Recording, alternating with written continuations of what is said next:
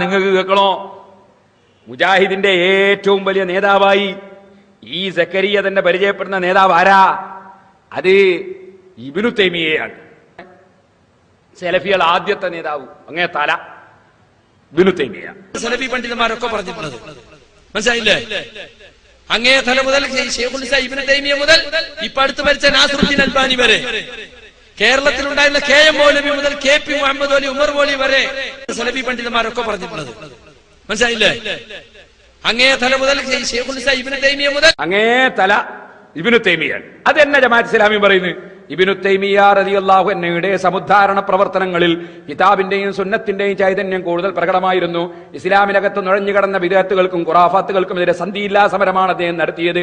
കിതാബിൽ നിന്നും സുന്നത്തിൽ നിന്നും അദ്ദേഹം ഊട്ടിയെടുത്ത മൂർച്ചയേറിയ ഖഡ്ഗത്തിന്റെ പ്രയോഗത്തിൽ ശിർക്കിന്റെയും വിദഅത്തിന്റെയും ഗളങ്ങൾ അറ്ററ്റ് വീണു. പൗരോഹിത്യത്തിന്റെ മണൽക്കോട്ട തകർന്നു തരിപ്പണമായി. ആ ഇബ്നു തൈമിയ മഖ്ബറയിൽ നടക്കുന്ന സംഗതികളെ കുറിച്ച് എന്താ എഴുതിയത്? മഹാന്മാരെ മഖ്ബറയിൽ നടക്കുന്ന കാര്യങ്ങളെ കുറിച്ച് ഇബ്നു തൈമിയ എന്താ എഴുതിയത്? അത് അയാളെ കിതാബ് നോക്കിയിട്ട് ഞാൻ വായിക്കുന്നത്. وكذلك ما يذكر من الكرامات وخبارق العادات التي توجد عند قبور الانبياء والصالحين. അമ്പിയാക്കളുടെയും സജ്ജനങ്ങളുടെയും ഖബറിനടുക്കൽ നടക്കുന്ന കറാമത്തുകളും അത്ഭുതങ്ങളും അസാധാരണ സംഭവങ്ങളും മിഥല നുസൂരിൽ അൻവാരി വൽ മലായികത്തി ഇൻദഹാ, അവിടെ പ്രകാശം ചൊരിയലും മലക്കുകൾ ഇറങ്ങലും, വതവഖി ശയാതീനി വൽ ബഹായിമി ലഹാ, അവിടെ ശൈത്താനെ പിടിച്ച് കെട്ടലും മൃഗങ്ങൾ അതിനു വേണ്ടി നിൽക്കലും, വന്ദിഫാഇൻ നാരി അൻഹാ വഅമ്മൻ ജാവറഹാ, മഹാന്മാരുടെ മഖ്ബറയുടെ സമീപത്ത് തീ ഇറങ്ങാതെ അത് മാറി നിൽക്കലും, വസഫാത്തി വഅദിഹിം ഫീ ജിറാനിഹി ബിൽ മൗതാ, മരിച്ചുപോയ മഹാന്മാര് തൊട്ടടുത്ത് കിടക്കുന്ന മഖ്ബറയിലുള്ളവർക്ക് ശഫാഅത്ത് ചെയ്യലും, വസ്തിബാബിൽ ഇൻദിഫാനി ഇൻദ ബഅദിഹിം, അതുപോലെ അതാ അത്തരത്തിലുള്ള മഹാന്മാരുടെ അടുക്കൽ മറവ് ചെയ്യൽ സുന്നത്താണെന്ന് പലരുടെയും അടുക്കൽ അങ്ങനെ ഒരു നിയമമുള്ളതും, വഹുസൂലിൽ ഇൻസി വസകീനത്തി ഇൻദഹാ, അതുപോലെ മഹാന്മാരുടെ മഖ്ബറയിൽ സമാധാനം ഇറങ്ങലും, അതുപോലെ അവിടെ സമാധാനം ലഭിക്കലും, വനുദൂലിൽ അദാബി ബിമൻ ഇസ്തഹാന ബിഹാ, മഹാന്മാരുടെ ജാറങ്ങളെ നിസ്സാരപ്പെടുത്തിയവന് അദാബ് ഇറങ്ങലും. മറുമൗലയ്ക്ക് അദാബ് ഇറങ്ങിയത് നിങ്ങൾ കണ്ടില്ലേ? ഇബ്നു തൈമിയ പറയാണ്, ഫജിൻസു ഹാദാ ഹഖ്ഖുൻ, ഇത് ഹഖായ ഒരു കാര്യമാണ്, ഇത് അടിസ്ഥാനപരമായി സത്യമാണ്. ഇത് വിശദീകരിച്ചിട്ട് അവസാനം അയാൾ പറയുന്നു, വമാ ഫീ ഖുബൂരിൽ അംബിയാഇ വസ്സാലിഹീന, അംബിയാക്കളുടെയും സാലിഹീങ്ങളുടെയും ഖബറുകളിൽ മിൻ കറാമത്തില്ലാഹി വറഹ്മതിഹി, അല്ലാഹുവിന്റെ കറാമത്തും റഹ്മത്തുമായിട്ടുണ്ടാകുന്ന സംഗതികൾ, വമാ ലഹാ ഇൻദല്ലാഹി മിനൽ ഹുർമതി വൽ കറാമതി, അല്ലാഹുവിന്റെ അടുക്കൽ മഹാന്മാരുടെ മഖ്ബറകൾക്കുള്ള ഹുർമത്തും കറാമത്തും ഫൗഖ മാ യതവഹമുഹു അക്തറുൽ ഖൽഖി, പലരും വിചാരിക്കുന്നതിൽ എത്രയോ അപ്പുറമാണ് കേട്ടോ. അപ്പൊ സലഫി പണ്ഡിതന്മാരിൽ അങ്ങേ തലക്ക് എന്ന് പറഞ്ഞ ഇബ്നു തൈമിയ മഹാന്മാരെ മഖ്ബറയിൽ വലിയ വലിയ അത്ഭുതങ്ങൾ ഉണ്ടാകൂ എന്ന് പറയാൻ. സക്കരിയ സലാഹി പറയുന്നത് ഒക്കെ ശൈത്താന്റെ പണിയാണ്. എന്നാ സഹോദരന്മാരെ, ഞാൻ ഇനി പറയാൻ പോകുന്നത് മഖ്ബറന്റെ പേരിലുണ്ട് ഇവിടെ കുറെ തട്ടിപ്പ്. നിങ്ങൾ മനസ്സിലാക്കണം. ഔലിയാക്കളുടെ പേരിൽ ഇവിടെ തട്ടിപ്പുള്ളത് പോലെ മുസ്ലിമീങ്ങൾ ശരിക്കും മനസ്സിലാക്കണം, മഖ്ബറകളുടെ പേരിൽ ഇവിടെ 100 തട്ടിപ്പുകൾ നടത്തുന്ന ആളുകളുണ്ട്. അതിലും മുസ്ലിമീങ്ങൾ പെട്ടുപോകരുത്. അതും നമ്മുടെ പണ്ഡിതന്മാർ വളരെ മുമ്പേ തന്നെ എത്രയോ വിശദമായി പറഞ്ഞിട്ടുള്ള കാര്യമാണ്. ഞാൻ ഓർമ്മപ്പെടുത്തുന്നത് ഒന്ന് നിങ്ങൾക്ക് ഇപ്പൊ കാണിച്ചു തരാം. എന്താണ്? ഞമ്മക്ക് ചില പണിയൊക്കെ മുജാഹിദീങ്ങളെ കൊണ്ട് ചില എളുപ്പം കിട്ടും. അത് ഈ മഖ്ബറകളിൽ പല സ്ഥലത്തും തട്ടിപ്പുകാർ നടത്തുന്ന തട്ടിപ്പുകള്, അത് ഈ മുജാഹിദീങ്ങൾ എന്നെ പിടിച്ചു കൊണ്ടുവന്നിട്ട് ചിലപ്പോ കാണിച്ചു തന്നെ നമുക്കൊരു ഉപകാരം. കാരണം നമ്മൾ പിന്നെ പിടിക്കാൻ പോണ്ടല്ലോ, പഠിച്ചോണ്ട് ഓരോരുത്തരുടെ ഓരോ പണിയെടുപ്പിക്കലാണല്ലോ. നിങ്ങൾ കണ്ടില്ലേ, ഈ തമിഴ്നാട്ടിൽ നിന്ന് വരുന്ന കുറെ തൊഴിലാളികൾ അവരെപ്പോ അവരെ പണി എന്താന്ന് ചോദിച്ചാൽ ടെലിഫോണിന്റെ കേബിൾ വലിക്കാൻ വേണ്ടി കുഴി ഇങ്ങനെ കുഴിക്കല. ഒരിക്കലും അവർക്ക് ഫോൺ ചെയ്യാൻ അധികം ഭാഗ്യം ഉണ്ടാവില്ല. ഫോൺ ചെയ്യൽ അതിനൊന്നും പണിയെടുക്കാണ്ടിരിക്കുന്ന നമ്മളാ ഫോൺ ചെയ്യല്. പണി ഇവരിങ്ങനെ എടുക്കല. ഇതുപോലെ കാണുന്ന മഖ്ബറയിലൊക്കെ പോയിട്ട് ഇത് പിടിച്ചോണ്ട് വരാൻ നമുക്ക് നേരം ഉണ്ടാവില്ലല്ലോ.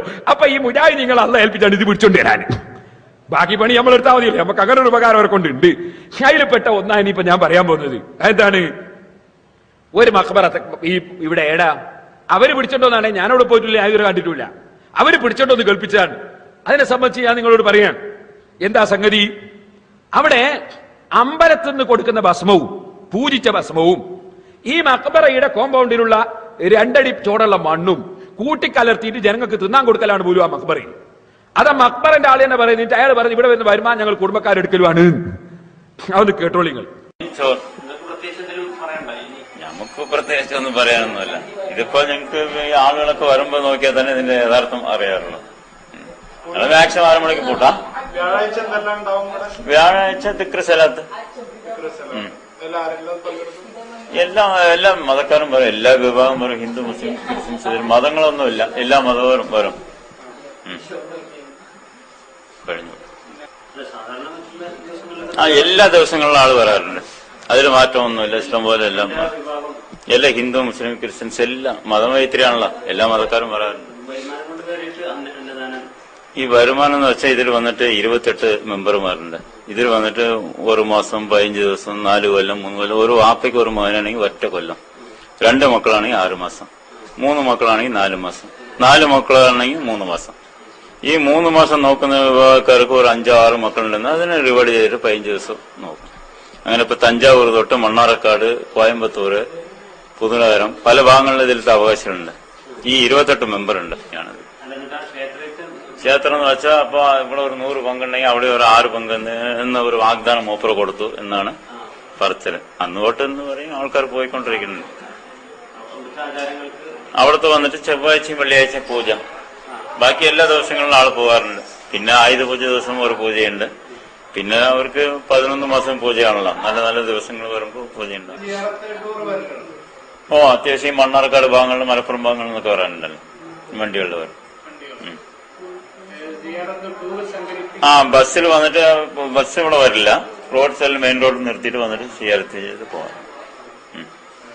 കൂടുതൽ ആ ഭാഗത്തുനിന്ന് പറയാറുണ്ട്, മലപ്പുറം മണ്ണാർക്കാട് ഈ ഭാഗങ്ങൾ, കാഞ്ഞിരപ്പുഴ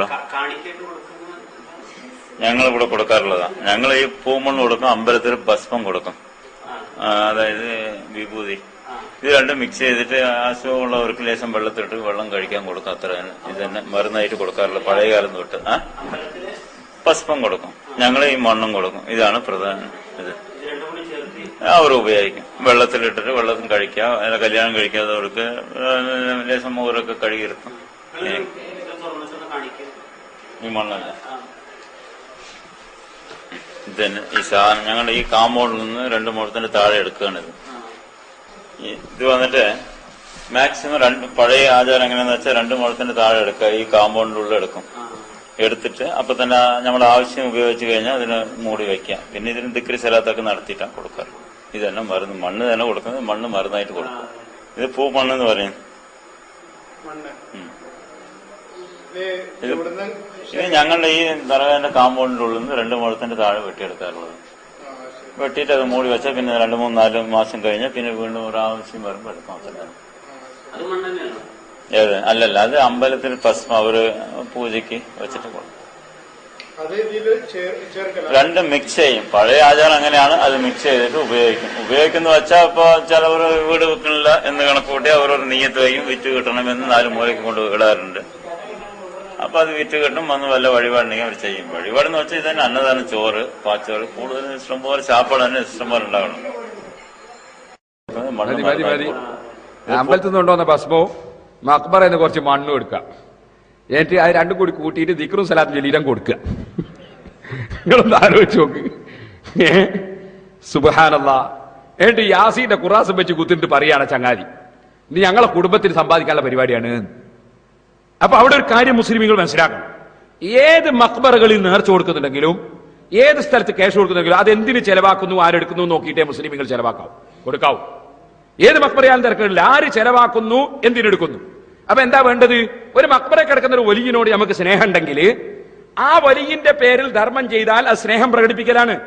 അതുകൊണ്ട് അദ്ദേഹത്തിന് അതുകൊണ്ട് ദർജ വർദ്ധിക്കും, നമുക്ക് ഫലവും കിട്ടും. പക്ഷെ അതെങ്ങനെ ചെലവഴിക്കണം, അവിടെ നമ്മളൊരു സമീപനം മുസ്ലിമീങ്ങൾ മനസ്സിലാക്കണം. ഉദാഹരണം പറഞ്ഞാൽ ഒരു മക്ബറയിൽ നമ്മൾ കൊടുക്കുന്ന സംഖ്യ അല്ലെങ്കിൽ അവിടുത്തെ പെട്ടിയിലിടുന്ന സംഖ്യ അത് തെറ്റായ പ്രവർത്തനങ്ങൾക്ക് ചെലവഴിക്കപ്പെടുന്നു കണ്ടാൽ അവിടെ നമ്മൾ സംഖ്യ കൊടുക്കാൻ പാടില്ല. നമ്മൾ എന്ത് വേണം? ആ മഹാന്റെ പേരിൽ നേർച്ചയാക്കുമ്പോൾ തന്നെ നല്ല കാര്യത്തിന് നേർച്ചയാക്കണം. നമ്മളെ നാട്ടിലെ മദ്രസയിൽ ഉസ്താദ്മാർക്ക് ശമ്പളം കൊടുക്കാൻ വേണ്ടി ബദരീങ്ങളുടെ പേരിൽ 1000 റുപ്യ ഞാൻ കൊടുക്കും, അല്ലെ അജ്മീർ ശൈഖിന്റെ പേരിൽ 1000 റുപ്യ ഞാൻ കൊടുക്കും, അല്ലെങ്കിൽ മമ്പർത്ത തങ്ങളുടെ പേരിൽ സിറാജുലേക്ക് 1 ചാക്ക് അരി വാങ്ങിക്കൊടുക്കും, അല്ലെ മർക്കസിലേക്ക് 2 ചാക്ക് അരി വാങ്ങിക്കൊടുക്കും, അല്ലെ മക്കറിലേക്ക് ഞാൻ 1 ചാക്ക് മൈദ വാങ്ങിക്കൊടുക്കും. ഈ രൂപത്തില് മഹാന്മാരുടെ പേരിൽ നിങ്ങൾ ധർമ്മം നേർച്ചയായിക്കോളൂ എന്നാ വലിയ ഫലത്തിലായി.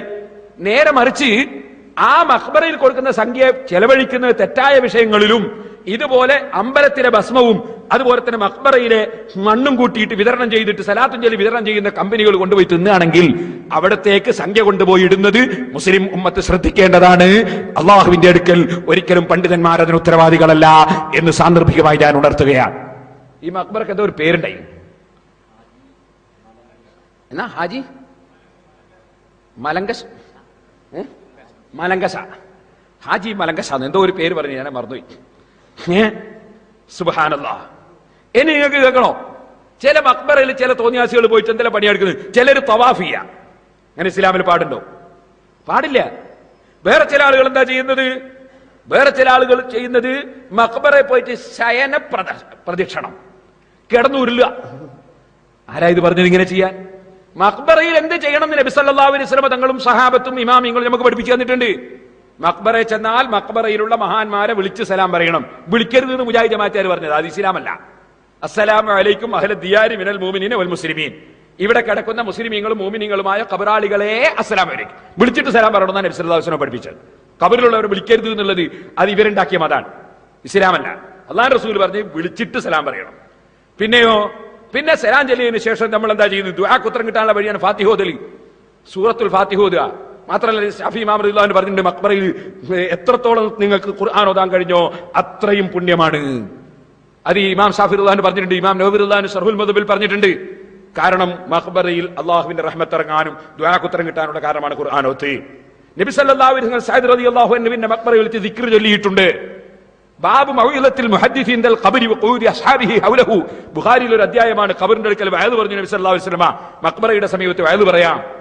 അതുപോലെ തന്നെ അവിടെ വെച്ച് നമുക്ക് വേണ്ടിയും ഖബറാലിക്ക് വേണ്ടിയും പ്രാർത്ഥിക്കണം. നബി സല്ലല്ലാഹു അലൈഹി വസല്ലം രണ്ടാക്കും പ്രാർത്ഥിച്ചിട്ടുണ്ട്. നസ്അലുല്ലാഹ ലനാ വലക്കുമുൽ ആഫിയ. നിങ്ങൾക്ക് വല്ല ഗുണം സുഖം തരട്ടെ, ഞങ്ങൾക്ക് വല്ല സുഖം തരട്ടെ. അങ്ങനെ ജീവിച്ചിരിക്കുന്നവർക്കും മരിച്ചവർക്കും വേണ്ടി പ്രാർത്ഥിക്കണം. ഇങ്ങനെ തുടങ്ങിയിട്ട് നല്ല കാര്യങ്ങളാണ് ചെയ്യേണ്ടത്. മരിച്ച മയ്യത്തിന്റെ പേരിൽ ഭക്ഷണം കൊടുക്കുക വളരെ നല്ലതാ, അതിന്റെ പേരിൽ മറ്റു നല്ല കാര്യങ്ങൾ ചെയ്യാം. നേരെ മറിച്ച് മഖ്ബറകളിൽ പോയിട്ട് ശയനം നടത്തുക, ഒരു ശയനം നടത്തുന്ന പോലെ കാണിച്ചു കൊടുത്താൽ കിടന്നൂരില്ല. മഖ്ബറയിൽ ചെയ്യുന്ന മുസ്ലിമാ മുസ്ലിമോ നമുക്കറിയില്ല, അതൊന്നും നമ്മൾ ഉത്തരവാദിയല്ല, നമ്മളുടെ അതിന്റെ ആളുകളുമല്ല. നമ്മൾ ആരെങ്കിലും ചെയ്തിട്ടുണ്ടോ ഇതുവരെ? നമ്മൾ പണ്ഡിതന്മാരോ ചെയ്തിട്ടുണ്ടോ? ഉള്ളാളെന്തെങ്കിലും മഖ്ബറയിൽ പോയി സിയാറത്ത് ചെയ്ത് വരാറുണ്ട്, കാന്തപുര ഉസ്താദ് പോകാറുണ്ട്, നമ്മളൊക്കെ പറഞ്ഞു. നമ്മളാരെങ്കിലും അടക്കുന്നുണ്ടെങ്കിൽ കേട്ടിരുന്നു ഇതുവരെ? ഒക്കെ സുന്നികളെ തലയിൽ വെച്ച് കേട്ടു എന്ന് വെച്ചെടുത്താ മനെ. ശയന പ്രദക്ഷിണം അതാണ് നിങ്ങളാ കാണുന്നത്. ഉറച്ച സുന്നിയായിക്കൊണ്ട് സുജൂദ് ചെയ്താലും തവാഫ് ചെയ്താലും അതേപോലെ പ്രാർത്ഥിച്ചാലും പൂവുമായി പോയാലും ഉത്സവച്ചായയുടെ കബറിനെ കണ്ടാലും ശയനപ്രദക്ഷിണം നടത്തിയാലും അതൊന്നും ഒരു കുറ്റമില്ല. അതൊക്കെ യഥാർത്ഥത്തിൽ സുന്നത്ത് ജമാഅത്തേ ആകൂ. ഇസുദ്ദീൻ സഖാഫി അൽ കാമിലിയുടെ ലേഖനം വായിച്ച് ആളുകളാണ് ഉറക്കുകയാണ്.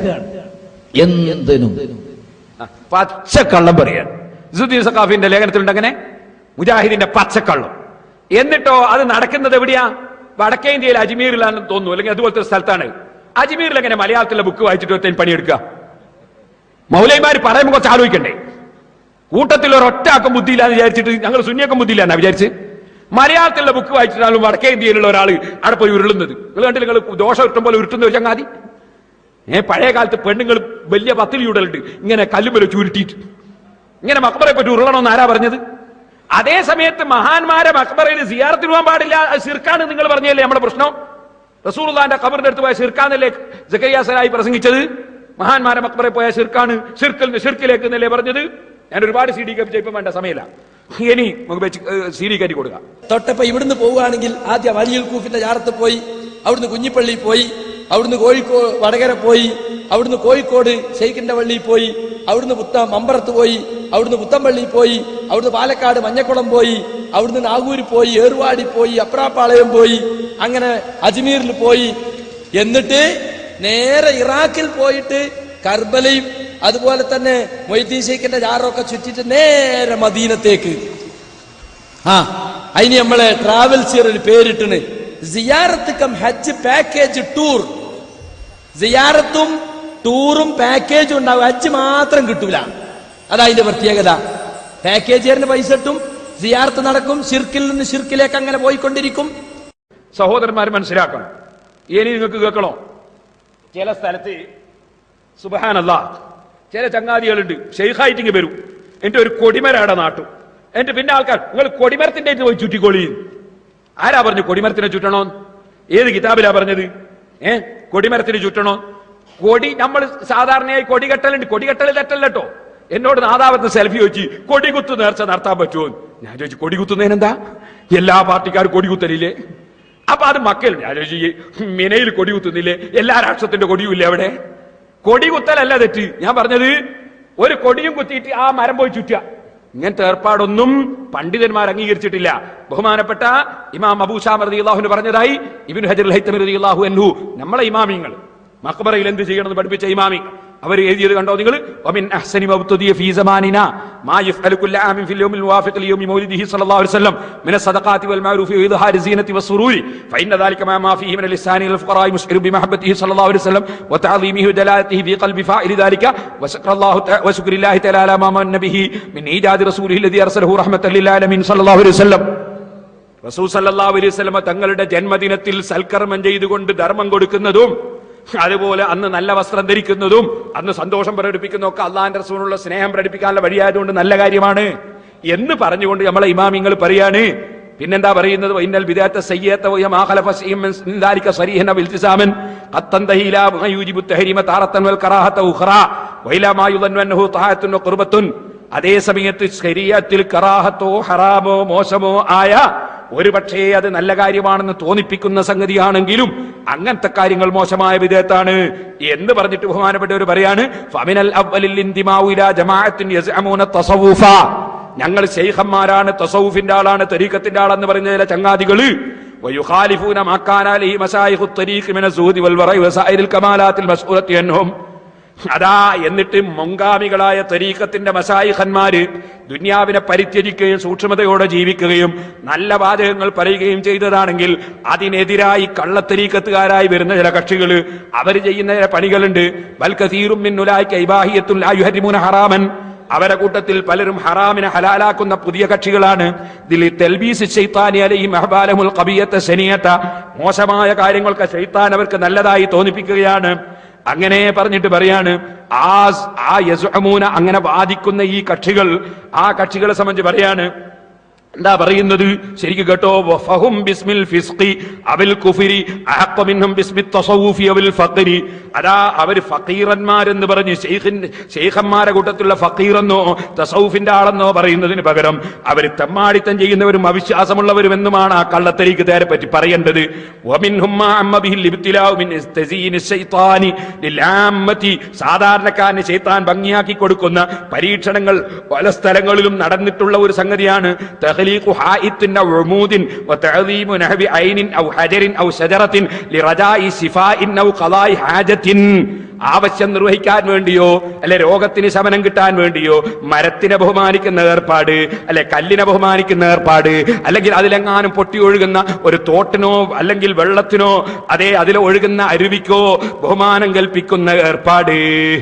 ഇത്തരത്തിലുള്ള ഏർപ്പാടുകൾ ചില ആളുകൾ ഞങ്ങൾ ശൈഖന്മാരാണെന്നും പറഞ്ഞിട്ട് ഏതെങ്കിലും ഒരു മരം അവിടെ കുഴിച്ചിട്ട് മരത്തിനോ അല്ലെങ്കിൽ നേരത്തെ ഉള്ള ഒരു മരത്തിനോ അല്ലെങ്കിൽ അവിടെ എന്തെങ്കിലും ഒരു കല്ല് സ്ഥാപിച്ചിട്ട് ആ കല്ലിനോ ഇങ്ങനെയുള്ള വിഷയങ്ങൾ തഅദീം ചെയ്തുകൊണ്ട് അതുകൊണ്ട് രോഗത്തിന് ശിഫ കിട്ടുമെന്നോ അല്ലെങ്കിൽ ആവശ്യം നിർവഹിക്കപ്പെടുമെന്നോ ഇങ്ങനെയുള്ള കാര്യങ്ങൾ വാദിച്ചുകൊണ്ടുള്ള കള്ള ശൈഖന്മാരുടെ ഏർപ്പാടുകൾ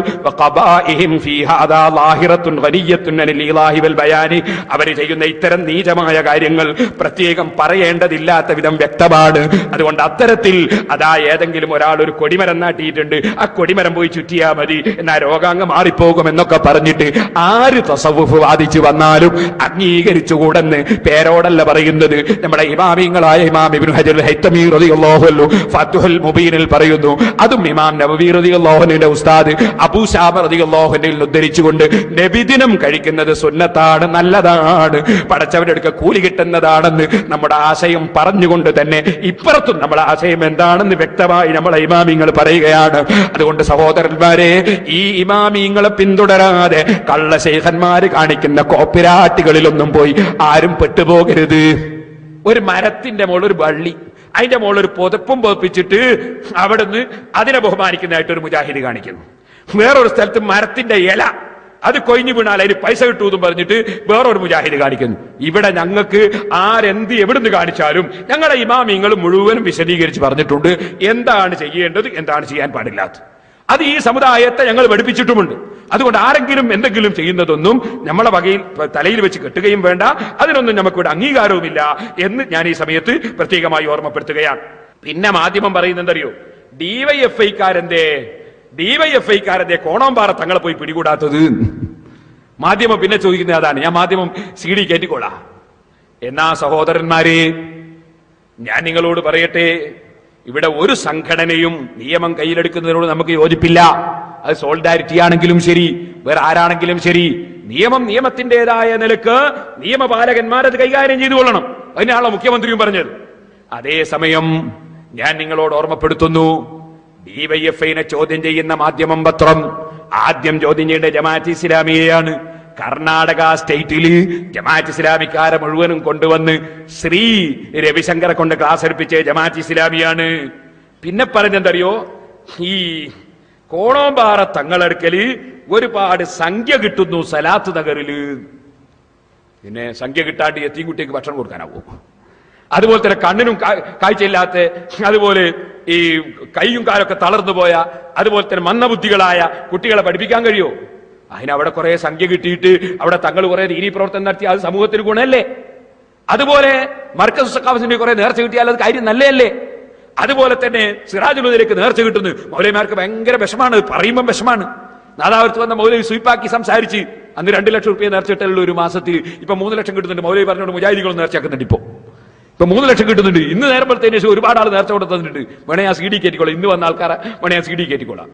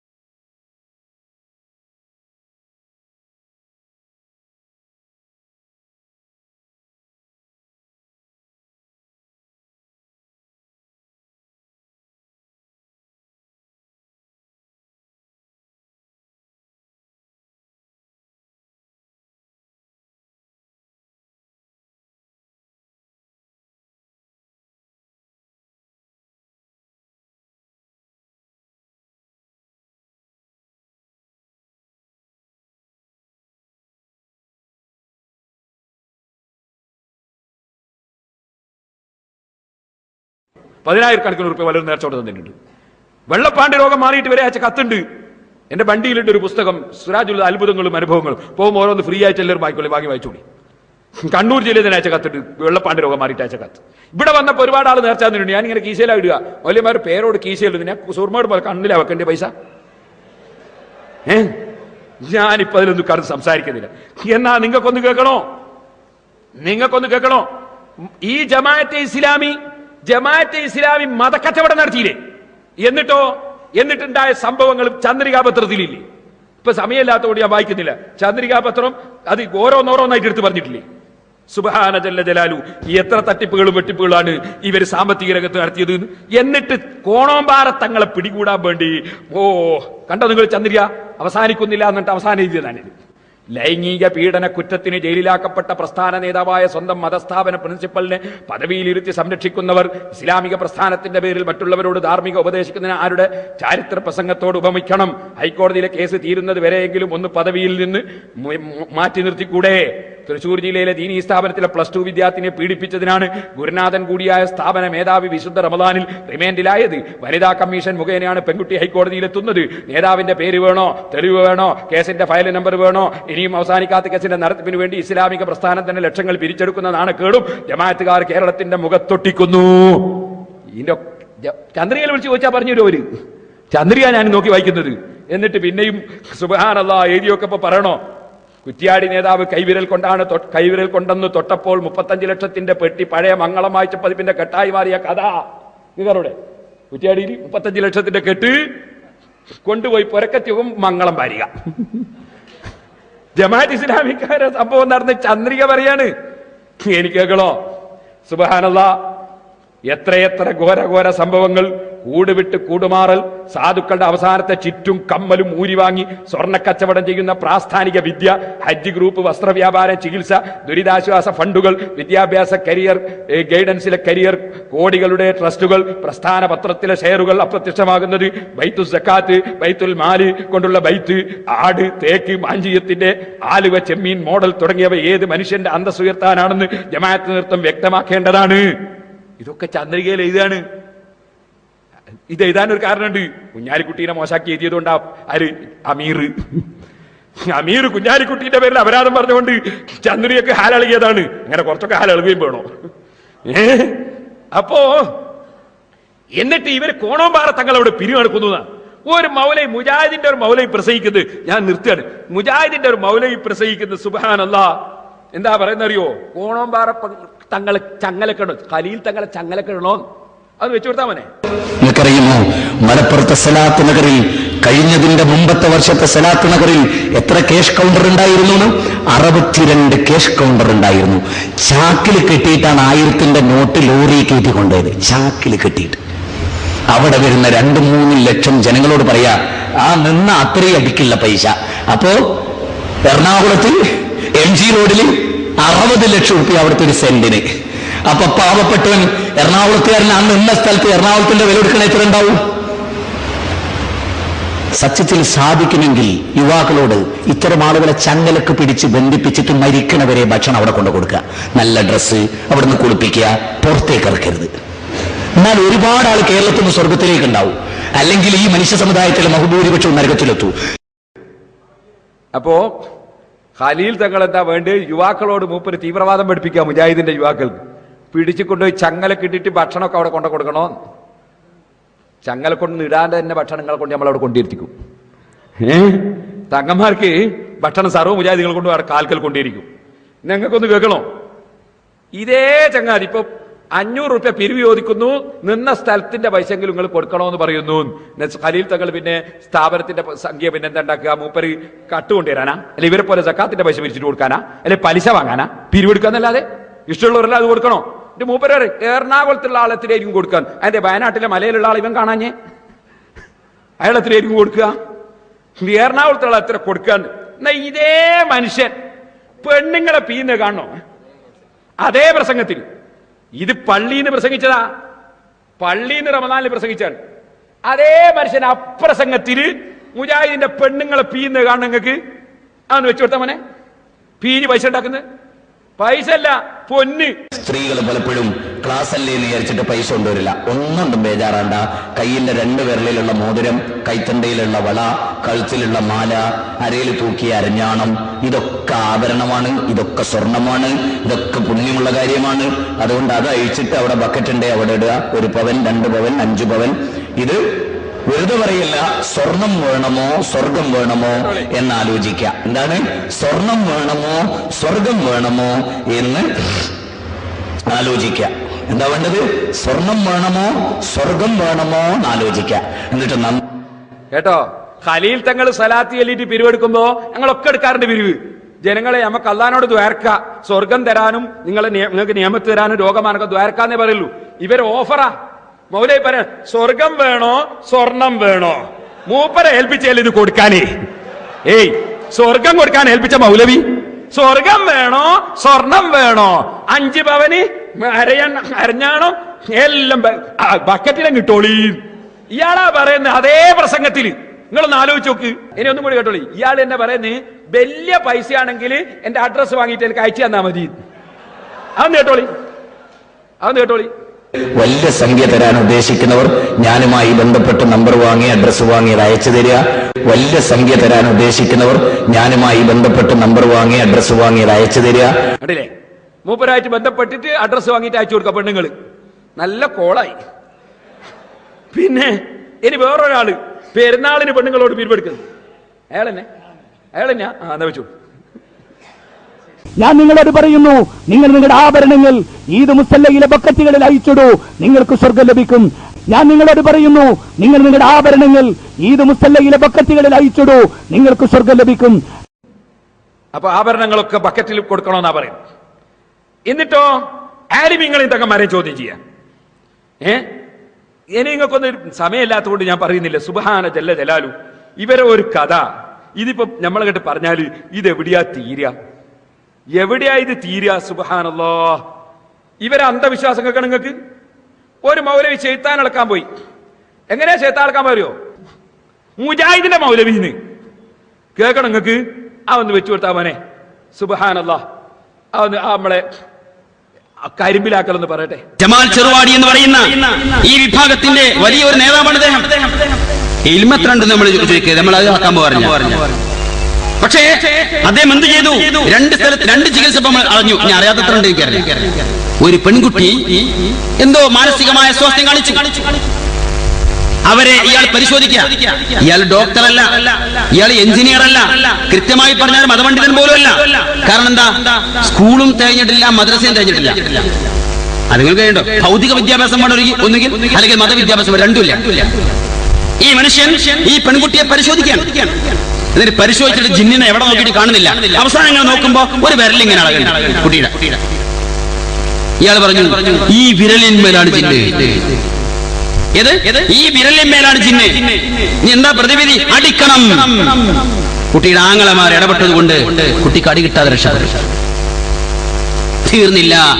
തൊട്ടടുത്തുടനെ ഇടമണ്ണയിലെ മുണ്ടേങ്കരയിലുള്ള ഒരു പെൺകുട്ടി, അത്യാവശ്യം പ്രായപൂർത്തിയായിരിക്കുന്ന ഒരു പെൺകുട്ടി, അവർക്ക് ഈ അടുത്ത് എന്തോ ഒരു മാനസിക അസ്വാസ്ഥ്യമുണ്ടായി. ജിന്നു കൂടിയതാണെന്നാണ് വിധി. ജമാലിന്റെ അരികിൽ വന്നു. ജമാൽ എന്ത് ചെയ്തു? ഈ കുട്ടിയെ അടിച്ചു. കുട്ടി നെട്ടോട്ടം ഓടുകയാണ്. എന്തൊക്കെ പരാക്രമങ്ങൾ നടത്തിയിട്ടും പ്രതിവിധിയില്ല. അവസാനം അദ്ദേഹം എന്ത് ചെയ്തു? കുട്ടിയെ മരത്തിൽ കടത്തിയിട്ട് ആ കുട്ടിയുടെ കാൽഭാഗത്ത് കയറിയിരുന്നു. ബാക്കി ഞാൻ പറയണ്ടല്ലോ. അവിടെ നിന്ന് അങ്ങോട്ട് കുറച്ച് വൃത്തികെട്ട സംഗതികൾ. ആ കയറി ഇരുന്നപ്പോ ആങ്ങളമാർക്ക് മനസ്സിലായി ഇത് അപകടത്തിലേക്കാ പോകുന്നത്. അവർ കൈകാര്യം ചെയ്യുന്ന അവസ്ഥയെത്തിയപ്പോ ജമാൽ രക്ഷപ്പെട്ടു. ഇതെന്തിന്റെ പേരില? ഇസ്ലാഹി പ്രസ്ഥാനത്തിന്റെ പേരില. നമ്മൾ പണ്ട് കേട്ടത് വേറെ പലതിന്റെയും പേരിലായിരുന്നു. ഇപ്പോൾ കേൾക്കുന്നത് മുജാഹിദ് പ്രസ്ഥാനത്തിന്റെ, ഇസ്ലാഹി പ്രസ്ഥാനത്തിന്റെ പേരില. നിങ്ങൾ ആലോചിക്കുക, ഞങ്ങൾ എന്ത് കൊണ്ട് മുജാഹിദായി എന്ന് കുറച്ച് ആൾക്കാർ വന്നല്ലോ.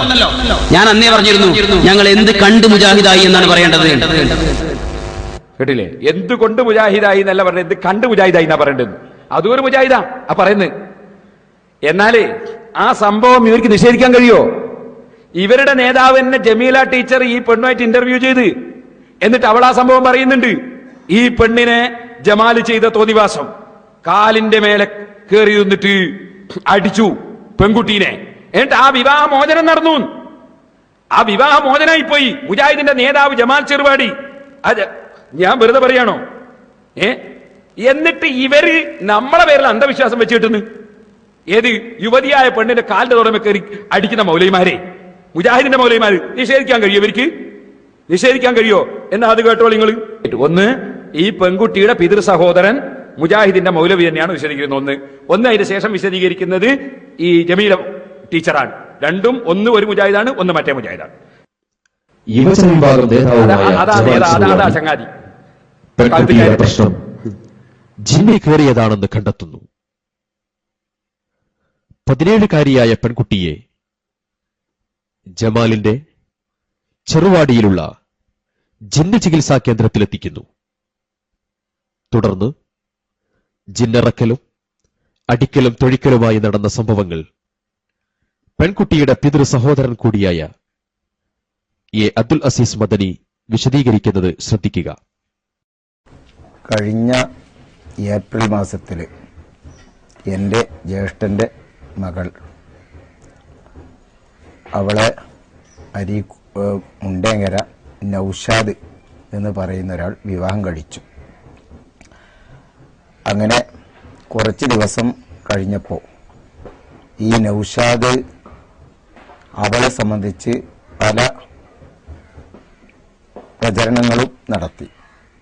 ഏറ്റവും പ്രധാനമായി അവൻ ആരോപിച്ചത് ഭർത്താവിനെ അവൾ അനുസരിക്കുന്നില്ല, അവൾക്ക് മാനസികമായ അസുഖമുണ്ട് എന്നതായിരുന്നു. അങ്ങനെ ആദ്യം ഡോക്ടറെ സമീപിച്ചു. ഡോക്ടറെ പരിശോധിച്ചു. ഡോക്ടർ പറഞ്ഞത് അവൾക്ക് മാനസികമായിട്ട് ഒരു പ്രശ്നമല്ല, പക്വത എത്തിയിട്ടില്ല, അത് പ്രശ്നമാക്കണ്ട എന്നും പറഞ്ഞ് വിട്ടു. വീണ്ടും ഒരു ഡോക്ടറെ സമീപിച്ചു. ആ ഡോക്ടറും അതേ മറുപടി തന്നെയാണ് പറഞ്ഞത്. പിന്നീട് കൗൺസിലിങ്ങിന് കൊണ്ടുപോവുകയാണെന്ന് പറഞ്ഞ് ജമാൽ ചെറുവാടിയുടെ വീട്ടിലേക്ക് ഇവളെ കൊണ്ടുപോയി. ആ സമയത്ത് അവളുടെ ഉമ്മയും അവളുടെ ഉപ്പയും കാറിൽ കയറി. അപ്പൊ ഈ ഭർത്താവ് അവരോട് കുറെ നിങ്ങൾ പോരേണ്ട എന്ന് പറഞ്ഞു. പക്ഷെ അവർ കാറിൽ കയറി പോയി. അങ്ങനെ ജമാൽ ചെറുവാടിയുടെ ആ വീട്ടിൽ എത്തി. അവരെത്തിയ ഉടനെ ഉമ്മയെ കിച്ചണിലേക്ക് പറഞ്ഞയച്ചു. അവളുടെ ഉപ്പയെ പുറത്തു നിർത്തുകയും ചെയ്തു. എന്നിട്ട് ഈ ജമാൽ ചെറുവാടിയും അതുപോലെ ഇവളുടെ ഭർത്താവും ഇവളും മാത്രം ആ റൂമിൽ കതവ് കൊട്ടി അടച്ചു. എന്നിട്ട് കുറെ അടിച്ചു. ഇവിടെ 2 സംഭവങ്ങൾ നിങ്ങൾ ശ്രദ്ധിച്ചു. ഈ 2 സംഭവങ്ങളുടെയും മുന്നിൽ എടവണ്ണ ജമീല ടീച്ചർ തന്നെ എന്തു പറയണമെന്ന് സൂചിപ്പിക്കുകയാണ്. ചെറുവാടി ചെന്ന് വീട്ടിൽ നമുക്ക് പരിചയമുള്ള ഒരാളെ വീട് തന്നെയാണ്. ആ വീട്ടിൽ കൊണ്ടുവന്നിട്ട് അവരെ ബെഡ്റൂമിൽ ഒരു ഭർത്താവും ഈ കുട്ടിനെയും ഇയാളും ചെയ്യുന്നാവുന്ന പറഞ്ഞ ഒരാള് പറഞ്ഞ ഡോക്ടർ എന്ന് പറഞ്ഞത് ശരിയല്ല. അയാൾ വീട്ടിൽ കൊണ്ട് ഇയാളെ വായിലടിച്ചിട്ട് ഈ കുട്ടീനോട് കൈ ഇങ്ങനെ പൊക്കി പിടിച്ചു കൊടുക്കാൻ പറഞ്ഞു. ഭർത്താവ് പൊക്കി പിടിച്ചിട്ട് കൈ ഇങ്ങനെ വിരലിങ്ങനെ എടുക്കാൻ പറഞ്ഞു. ഞാൻ ഈ കുട്ടികളൊക്കെ നേരിട്ട് ചോദിച്ചറിഞ്ഞതാണ് ഈ വിഷയമൊക്കെ. സംഗതി കേട്ടപ്പോൾ ഞാൻ നിൽക്കുന്ന ഒരാൾ പറഞ്ഞ് വിശ്വസിക്കാൻ ഭർത്താവ് കൈ ഇങ്ങനെ വെച്ച് വിരലെടുക്കാൻ പറഞ്ഞു. ചികിത്സിക്കുന്ന ആള് ഈ കുട്ടിന്റെ കാലിന്റെ തുടക്കും കയ്യിനും തുടക്കും കയ്യിനും. സാധാരണ സുന്നി മൂലയാക്കന്മാര് ചൂരലോണ്ടേ അടിക്കുള്ളൂ, ഒരു അന്യസ്ത്രീയെ സ്പർശിക്കൂല. ഇത് ശരിക്കും സ്പർശിച്ചുകൊണ്ടാണ് അടിച്ചത്. അടിച്ച് ഈ കുട്ടീന്റെ ഭയങ്കരമായ കരച്ചിൽ കേട്ടപ്പോ ഈ കുട്ടിന്റെ ഒപ്പം ഒരു പച്ച പാവം മനുഷ്യനാണ്. കാലിന് ആദ്യ സ്വാധീനമില്ലാത്ത ഒരാള്, പിന്നെ ഒരു അപസ്മാര രോഗിക്ക് പിന്നെ പറയാനൊന്നുള്ള ഒരു തന്റെ ഇടമില്ല. ഇയാളവിടെ സിറ്റൗട്ടില് തലവിഞ്ഞി വീണ് തന്നെ, ഭാര്യ അടുക്കളയിൽ വീണ്. ഏതായാലും കുറച്ച് തകരാറുണ്ടെങ്കിൽ ഇപ്പൊ എന്റെ അടുത്തുണ്ട്. ഒരു കരച്ചിൽ കേൾക്കുമ്പോ അവർക്ക് വാതിൽ ചവിട്ടി തുറപ്പിച്ചാൽ മതിയായിരുന്നു. അവരും കഴിഞ്ഞ് വാതിൽ തുറന്നു നോക്കുമ്പോ ഈ കുട്ടിയുടെ ശരീരം ആകെ പാടങ്ങനെ പാടുകള്. കുട്ടിക്ക് ശരിക്കും എഴുന്നേക്കാൻ തന്നെ കഴിയുന്നില്ല. വാഹനത്തിൽ ഇനി അയാളെ വിശദീകരണം ഒന്ന് കേട്ടോളികൾ. ആരെ ഒലവിയിടല്ലോ, അയാള് അതിനെ വിശദീകരിക്കുന്നുണ്ട്. എന്താ പറഞ്ഞറിയോ? ഞാൻ ഒരു കൗൺസിലർ ആയതുകൊണ്ട് അന്നേരം നടന്നോ എന്ന് എന്നോട് ചോദിച്ചാൽ പറയാൻ പറ്റൂല. അതൊന്ന് വെച്ചോടുത്ത ഇവിടെ സൂചിപ്പിക്കപ്പെട്ടതുപോലെ ഫാമിലി കൗൺസിലിംഗുമായി ബന്ധപ്പെട്ട് നമ്മൾ നടത്തിവരുന്ന കാര്യങ്ങൾ ഒട്ടേറെ ആളുകൾക്ക് അതുകൊണ്ട് ആശ്വാസമുണ്ടാകുന്ന, മനസമാധാനം കിട്ടുന്ന, കുടുംബബന്ധം ചേർക്കുന്ന ഒരവസ്ഥ. അതിന് അള്ളാഹുവിന്റെ അടുക്കൽ വലിയ പുണ്യമാണ് എന്ന് മനസ്സിലാക്കിയത് കൊണ്ടാണ് അത്തരം പ്രവർത്തനത്തിൽ മുഴുകാറുള്ളത്. ഇതും പറഞ്ഞതുപോലെ ഒരിക്കലും ഞാൻ അങ്ങോട്ട് ചെന്നതല്ല. എന്റെ വീട്ടിലേക്ക് വന്നു എന്റെ പേരിൽ ആരോപണം പറഞ്ഞ് നടത്തിയ കാര്യങ്ങൾ, പ്രിയപ്പെട്ടവരെ, അതിന്റെ യഥാർത്ഥം എന്തെന്ന് ചോദിച്ചാൽ സത്യത്തിൽ ഇതും ഒരു VC തന്ത്രമാണ്. പ്രിയപ്പെട്ടവരെ, എന്താണ് ആ VC തന്ത്രം എന്നറിയോ? അവർ ഒരു കൗൺസിലിംഗിൽ നടക്കുന്ന കാര്യങ്ങൾ യഥാർത്ഥത്തിൽ പുറത്തു പറയാൻ പാടില്ലാത്ത ഒന്നാണ്. അതുകൊണ്ട് അത്തരം കാര്യങ്ങൾ പുറത്തു പറഞ്ഞാൽ നാളെ ഞാൻ ഒരു കൗൺസിലർ അല്ല. അതൊന്ന് പുറത്തു പോവർക്ക് പറയാൻ പറ്റില്ല. പിന്നെ കൗൺസിലർ അല്ലാതെ ഇപ്പൊ അതിന് കൗൺസിലറാകാൻ ഇയാൾക്ക് വല്ല യോഗ്യതയുണ്ടോ? അത് മറ്റേ മൗലവി എന്ന് പറയട്ടെ മോനെ. ഇപ്പൊ മൂപ്പർ എന്താ പ്രസംഗിച്ചത്? ഞാൻ കൗൺസിലിംഗ് ആണ് നടത്തിയത് എന്ന്. നോക്കൂ, എനിക്ക് നന്നായിട്ട് അറിയാം ജമാഅത്ത് ചെറുപാടിയെ കന്നൂട്ടി അറിഞ്ഞ ആളാ. കൗൺസിലിംഗ് നടത്താറുണ്ട് മനുഷ്യന്മാര്. കൗൺസിലിംഗ് നടത്താൻ അതിന് വേണ്ട വിദ്യാഭ്യാസവും യോഗ്യതയൊക്കെ ഉണ്ട്. ജമാഅത്ത് ചെറുപാടിക്ക് എന്ത് യോഗ്യതയുള്ളത്? മാത്രമല്ല, കൗൺസിലിംഗ് നടക്കുന്നിടത്ത് അടിക്കുന്നതിനെ കുറിച്ച് എവിടെ പറഞ്ഞു കൂട്ടരെ? അടിക്കുന്നതിനെ കുറിച്ച് എവിടെ പറഞ്ഞു എന്ന് വിശദീകരിച്ചാൽ തർക്കമില്ല. ജമാഅത്ത് ചെറുപാടിക്ക് അറിയാം കുടുംബ ബന്ധങ്ങൾ ചേർക്കാൻ അള്ളാന്റെ അടുക്കൽ നിന്ന് പ്രതിഫലം കിട്ടുന്ന കാര്യം, ഒരു കൗൺസിലർ നടത്തുന്ന കാര്യമൊക്കെ പുറത്തു പറയാൻ പാടില്ല. അങ്ങനെ പറഞ്ഞാൽ പിന്നെ ഞാൻ യഥാർത്ഥ കൗൺസിലർ അല്ല സുഹൃത്തുക്കളെന്ന്. നല്ല കുടുംബ ബന്ധം ചേർത്തല. മുണ്ടാങ്ങരത്തെ പെൺകുട്ടിയും പുരുഷനും എന്താ ഇപ്പൊ നടക്കുന്നത്? 2 വിവാഹമോചനം നടന്നു. കുടുംബ ബന്ധം ചേർത്താനാണ് അത്ര കൗൺസിലിംഗ് നടത്തിയത്. വിവാഹമോചിതരായി ആ പെൺകുട്ടി വീട്ടിലിരിക്കുന്നു, മുടക്കാച്ചരക്കായി. മറ്റോനോ ഓനും പെണ്ണിട്ടുന്നില്ല. ഓന് പെണ്ണും കിട്ടുന്നില്ല, ഇവള് മുടക്കാച്ചരക്കായി. ഇതാ വിവാഹബന്ധം റെഡിയാക്കല് കൗൺസിലിംഗ് നടത്തിയിട്ട്. മുജാഹിദിന്റെ നേതാവല്ലേ ഇത് ചെയ്തത്? ഇവിടെ സമുദായം മനസ്സിലാക്കണത്. സുബ്ഹാനല്ലാഹ്. ഇനിയോ ഇവരുടെ ഇബ്നു തൈമിയ ഏറ്റവും വലിയ നേതാവ് എന്ന് പറഞ്ഞില്ലേ, അയാളെ സംബന്ധിച്ച് അയാളെ ശിഷ്യൻ തന്നെ തിബുൻ നബിയുടെ ഈ കിതാബ് പറയുന്നത് എന്റെ ഉസ്താദിന് വടിയെടുത്തിട്ട് ശൈത്താൻ കുടികളൊക്കെ അടിച്ചിറക്കലാണ്. അങ്ങനെ അടിച്ചിറക്കൽ വളരെ ആവശ്യമാണെന്ന് ഇവർ തീരുമാനിച്ചു മുജാഹിദീങ്ങൾ. എന്നിട്ട് ഇവരെ ഒരു നേതാവ് പറയുന്നത് ഡോക്ടർമാരെ കണ്ടാ പോരാ, പിന്നെ അതിന് വേറെ ചില ചികിത്സയും വേണോ. ഡോക്ടർമാര് പറയും, ഡോക്ടർമാരെത്തി ചെന്നാൽ പോലും പറയും, ഇത് ഞങ്ങൾ ചികിത്സിച്ചാൽ മാറുന്ന രോഗമല്ല, ഇങ്ങനെ വല്ല ആൾക്കാരുണ്ടാവും, ഇതിന്റെ ആൾക്കാർ ഓരോരുത്തർ പോയിക്കോളി എന്ന് പറയും. കേട്ടിക്കണങ്ങൾ അങ്ങനെ പറയും. ഡോക്ടർമാര് പറയും, വലിയ വലിയ ആശുപത്രിയിലത്തെ ഡോക്ടർമാര്, മെഡിക്കൽ കോളേജിലത്തെ ഡോക്ടർമാര് വരെ പറയും. അതെങ്ങളെ ചില ആളെടുത്ത് അങ്ങനെ മുജാഹിദിന്റെ മൗലവിമാരത്ത് കൊണ്ടുപോയിട്ട് നടന്ന സംഭവമാണിത്. എന്നാ നിങ്ങൾക്കൊന്ന് കേൾക്കണോ? ഇനിയുണ്ട് കുറെ പറയാൻ, ഞാൻ നിർത്തുകയാണ്. ഇനി ഇങ്ങനൊക്കെ ഇവര് തന്നെ പഠിപ്പിച്ചിട്ട് ഇവര് തന്നെ ജിന്ന് ഇറക്കൽ കേന്ദ്രം ഉണ്ടാക്കിയിട്ട് ചെറുപ്പക്കാരികളായ പെൺകുട്ടികളെ കൊണ്ടുവന്ന് കാലിന്റെ തുടക്ക് അടിച്ചിട്ട് വിവാഹബന്ധം മുറിഞ്ഞതാണ് ഇപ്പൊ കാണിച്ചത്. പോകണം, പോലീസ് ഉദ്യോഗസ്ഥന്മാർക്ക് അവിടെയും പോയിട്ട് അന്വേഷിക്കണം, ചെറുപാടി പോയി അന്വേഷിക്കണോ, മുജാഹിദിന്റെ മൗലവിമാരെ അന്വേഷിക്കണോ, എന്തൊക്കെയാ ചെയ്യുന്നത്. വെറും കള്ളത്തരിക്ക് തരം മാത്രം പിടിച്ചാൽ പോരാ, മുജാഹിദ് മൗലവിമാരെയും പിടിച്ച് അന്വേഷിക്കണം, ജമാഅത്ത് ഇസ്ലാമിക്കാരെയും പിടിച്ച് അന്വേഷിക്കണം, എല്ലാരും പിടിച്ചു. സുന്നത്ത് ജമാഅത്ത് നശിപ്പിക്കാന്, ഇസ്ലാം ദീനെ നശിപ്പിക്കാന് പല കോലത്തിലും വരികയാണ്. സുബ്ഹാനല്ലാഹ്. ഇവരുടെ ഈ പുസ്തകങ്ങളും വായനകളും ഇതൊക്കെ കേട്ടിട്ട് ഒരു പെണ്ണ്, നിങ്ങൾക്ക് കേൾക്കണോ, ഒരു പെണ്ണ് ഓളെ ഒരാള് അടിച്ചോലു, എന്തിന്?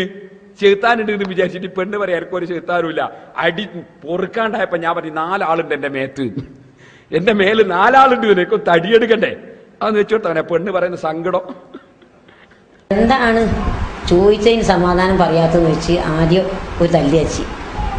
അപ്പോൾ ഞാൻ പറഞ്ഞു എനിക്കൊന്നും ഇല്ല. പിന്നെ മൂപ്പർ പറയുകയാണെങ്കിൽ ഈ പുല്ല് തല്ലുമ്പോൾ ഈ വലിയ ചൂരലുകൊണ്ട് ചലങ്ങും ഒന്ന് ഉയ്യാനുള്ള അവസരം ഇവിടെ ഉയ്യുമ്പോൾ ഇവിടെ തല്ല ഇവിടെ എന്താ. അപ്പം അങ്ങനെ തച്ചപ്പോൾ ഞാൻ പറഞ്ഞു എനിക്കൊന്നും ഇല്ല കേട്ടോ, ഞാൻ കരഞ്ഞ് പറഞ്ഞിക്കുണ്ടോ നാളോട്, എനിക്കൊന്നും ഇല്ല കേട്ടോ, നിങ്ങൾ പറയും എനിക്കൊന്നുമില്ലാന്ന്, എനിക്ക് ഇന്നെ തല്ലണ്ടെന്ന് പറയുന്നതാണ്. അപ്പോൾ പറഞ്ഞ് തങ്ങൾ പറഞ്ഞു നിങ്ങൾ അതും പറയൂ, അതിൽ അങ്ങേപ്പുറവും പറയുള്ളൂ. അതായത് നിങ്ങൾ എന്ന് പറയുന്നത് ഞാനല്ല, ശരീരത്തുമ്മലുള്ളതാ പറയുന്നത്, പിന്നെ എന്ത് ചെയ്യാൻ, എന്നിട്ട് രക്ഷമില്ലല്ലോ. അപ്പം ഞാൻ തങ്ങൾ പറഞ്ഞൊക്കെ ഞാൻ കേട്ടിരുന്നല്ല, ഞാനതനുസരിച്ച് ഈ 4 എണ്ണം എൻ്റെ ശരീരത്തുമ്മലുണ്ട് എന്ന് പറഞ്ഞു. 8 മൂർത്തിയും കാളഭൈരവനും ആകാശഭൈരവൻ, ഇത് 3 എണ്ണവും പോയി. അമ്പലത്തിൽ കാണ്, പാലമേൽക്കാണ്. അന്നേരം ഓരോ തല്ലിനും ചോദിക്കുന്നുണ്ട് വേറെ ആരോ ശരീരത്തുമ്മലേക്ക് പോകുമോ ഇല്ല, ഇതൊക്കെ സമ്മതിച്ച് ഞാൻ. ഇനി ഇതുപോലെ ഈ കുട്ടി നടങ്ങാറാക്കിയോണ്ട് വേറെ ആരോ ശരീരം അതൊന്നുമില്ല, ഞാൻ നിങ്ങൾ പറയുന്ന സ്ഥലത്തേക്ക് പോയിക്കോളാന്ന് പറഞ്ഞു. അങ്ങനെ പാലമേൽക്കാണ് പോയത്, ഏതായാലും കാവിലേക്ക്. ഈ അങ്ങനെ അതൊക്കെ കേട്ടിട്ട് പറഞ്ഞോണം. ഇടയ്ക്കിടയ്ക്ക് തങ്ങളെടുത്ത് പോകുമ്പോൾ കേൾക്കലുണ്ട്, ഇളക്കി പറഞ്ഞേക്കണം. പിന്നെ അന്നാണ് ചക്കും കടവിൽ അടുത്ത വയൽവൊക്കെ പോരയില്ല എനിക്ക് ഓർമ്മയുള്ളത് 3 ജിന്നുണ്ട്, ഇളകി പറയുന്നൊക്കെ കേൾക്കലുണ്ട്. ഞാൻ പറഞ്ഞില്ലേ, ഞാനൊരു 100 പുരയിലൊന്നല്ല, സ്വന്തം പുരയില്ലാത്തതും കൊണ്ട് 100 പുരയിലൊന്നല്ല ജീവിച്ചു. അതിനെക്കൊണ്ട് അപ്പൊരയിലും ജിന്ന് ഇങ്ങനെ ഇളകി പറഞ്ഞൊക്കെ കേട്ടല്ല തയക്കമുണ്ട് എനിക്ക്. അപ്പം ഞാനിവിടുന്ന് പൊയ്ക്കോളൂന്ന് അറിഞ്ഞ് അങ്ങനെ ഈ 3 എണ്ണവും പോയാൽ പിന്നെ ഇബ്നു ഹാജർ എന്നാണ് ജിന്ന് മൂപ്പര് പേരൊക്കെ പറയാൻ കേട്ടത്. അപ്പം ഞാൻ പറഞ്ഞു ജിന്ന്, അപ്പം ജിന്തിനാണ് ഈ ശരീരത്തുമ്മൽ കൂടിയെന്ന് വെച്ചാൽ പറഞ്ഞു കുട്ടീനെ, ഞാനാണേ പറയുന്നത് കുട്ടി ഈ കുട്ടീനെ രക്ഷിക്കാനാണെന്ന് അറിഞ്ഞ് കൂടിയത്. അങ്ങനെ രക്ഷിക്കാൻ കൂടിയെന്ന് അറിഞ്ഞ്. അപ്പോൾ അതിന് എന്താണ് നിങ്ങൾക്ക് വേണ്ടതെന്ന് വെച്ചാൽ ഒന്നുമില്ല, ഇങ്ങനെ അന്യ പുരുഷന്മാരൊന്നും കാണാണ്ട് വിവാദത്തിൽ കൂടെ നിൽക്കണം, നിസ്കരിച്ച് നിസ്കാരപ്പായ മക്കനെ ഇട്ടുങ്ങാഞ്ഞ് അന്നൊക്കെ അത്രയും പറയാനുള്ള ഓർമ്മ പോലെ പറയുകയാണ്. ഇങ്ങനെ വിവാദത്തിൽ നിൽക്കണം, പിന്നെ അന്യപുരുഷന്മാരൊന്നും കാണാണ്ട് നിൽക്കണം എന്ന് പറഞ്ഞു. അപ്പോൾ എന്നാലും 3 എണ്ണം പോയ ഇത് ഒഴിവാക്കി. അതിൻ്റെ ഇടയിൽ ഇങ്ങനെ ചോദിച്ച് എന്താണ് ഈ കുട്ടീനെ കെട്ടിക്കാൻ സമ്മതിക്കാത്തത്, ജിന്നിനോടാണ് ചോദിച്ചത്, എന്താണ് ഈ കുട്ടീനെ കെട്ടിക്കാൻ സമ്മതിക്കാത്തതെന്ന് വെച്ചപ്പോൾ ഇവർ ഇങ്ങനെ കെട്ടാലോചിച്ച് ഞാൻ സമ്മതിക്കുന്നില്ലല്ലോ. അപ്പോൾ ഞാൻ പറഞ്ഞു 22 വയസ്സായിട്ട് കെട്ടിച്ചാൽ മതി, അതിലിടക്ക് വിവാഹം വേണ്ടാന്ന് ഇന്ന് പറഞ്ഞ്. പിന്നെ തങ്ങളും കഴിച്ചിലായി, തല്ലുന്ന് ഞാനും കഴിച്ചിലായി. കൊണ്ടുപോകുന്ന ആള് രക്ഷപ്പെട്ട് ആ റൂമിൽ നേതായാലും ഞാനത് പറഞ്ഞുകൊണ്ട് പഠിച്ചോ. എനിക്ക് അന്നേരം അങ്ങനെ തോന്നിച്ചു തന്നാ അതൊക്കെ പറയാം. കല്യാണം 22 വയസ്സാണ് ഞാൻ പറയാൻ കാരണം എനിക്കന്ന് 16 വയസ്സായിട്ടേ ഉള്ളൂ. ഇന്നെ ഈ പറഞ്ഞ് നിശ്ചയിച്ച് വെച്ച ആള് ഈ 22 വയസ്സ് എനിക്ക് ആവുള്ളൂ കല്യാണം കഴിക്കാൻ എടുക്കൂല. അതാണ് 22 വയസ്സായിട്ട് കെട്ടിക്കാൻ മതി. ഓർമ്മയില്ല, തീരെ കെട്ടിക്കാൻ പറയാനൊന്നും ഓർമ്മയില്ല. അങ്ങനെ പറഞ്ഞു 22 വയസ്സായിട്ട് കെട്ടിച്ചാറിയത്. അപ്പം പിന്നെ തങ്ങൾക്കും സമാധാനമായി, ഉള്ളതൊക്കെ നീര് വേണം അങ്ങനെ പോകുന്നതായിരുന്നു. പിന്നെ ജിന്നായി ഞാൻ പുരയിൽ വന്ന് ഇരുട്ടുമുറിയിൽ ഒരു 10,000 മുതൽ നിസ്കാരക്കുപ്പായ മക്കളിട്ടുങ്ങാൻ അങ്ങനെ ഈ വിവാഹത്തോടു കൂടി തന്നെ ജീവിച്ച്. അപ്പോ ഇവരുടെ ഈ പുസ്തകങ്ങളും ഇവരുടെ ഇതൊക്കെ മനസ്സിലാക്കിയിട്ട് ഒരു പെണ്ണിനെ വെറുതെ ഒരു തങ്ങൾ എന്ന് പറയുന്നാൽ അടിച്ചു എന്നാണ് ഇവൾ പറയുന്നത്. അങ്ങനെ അടിച്ചിട്ട് അവൾക്ക് ഒരു കുഴപ്പമില്ല, അതിന് നോക്കും ജിന്നൂല ചെയ്ത്താനൂല ഒന്നുമില്ല. ഇയാൾ പറയുന്ന 4 ആളുണ്ട് ശരീരത്തിൽ, 3 ചെയ്ത്താനാ, 1 ജിന്ന. അപ്പൊ ഇവളെന്ത് ചെയ്തു, തടി എടുക്കാൻ വേണ്ടിയിട്ട് ഓള് പറഞ്ഞു പോലും 3 ആള് ഞങ്ങൾ പോയിക്കോളാൻ, 3 ആള് ഞങ്ങൾ പോയിക്കോളാൻ അടിക്കിട്ട് പറഞ്ഞേ. അവസാനം കൂടി പോയി എന്ന് പറഞ്ഞു. പിന്നെ അതിന് ജിന്നാള് എനിക്കെന്താ വേണ്ടത് വെച്ച്, ഞാന് നിനക്ക് മര്യാദയ്ക്ക് ഒരു സ്ഥലത്ത് ഇരുന്നാ വന്ന പിന്നെ പണിയെടുക്കാണ്ട് ജീവിക്കാലോ എന്നാ അവള് പറയുന്നത്.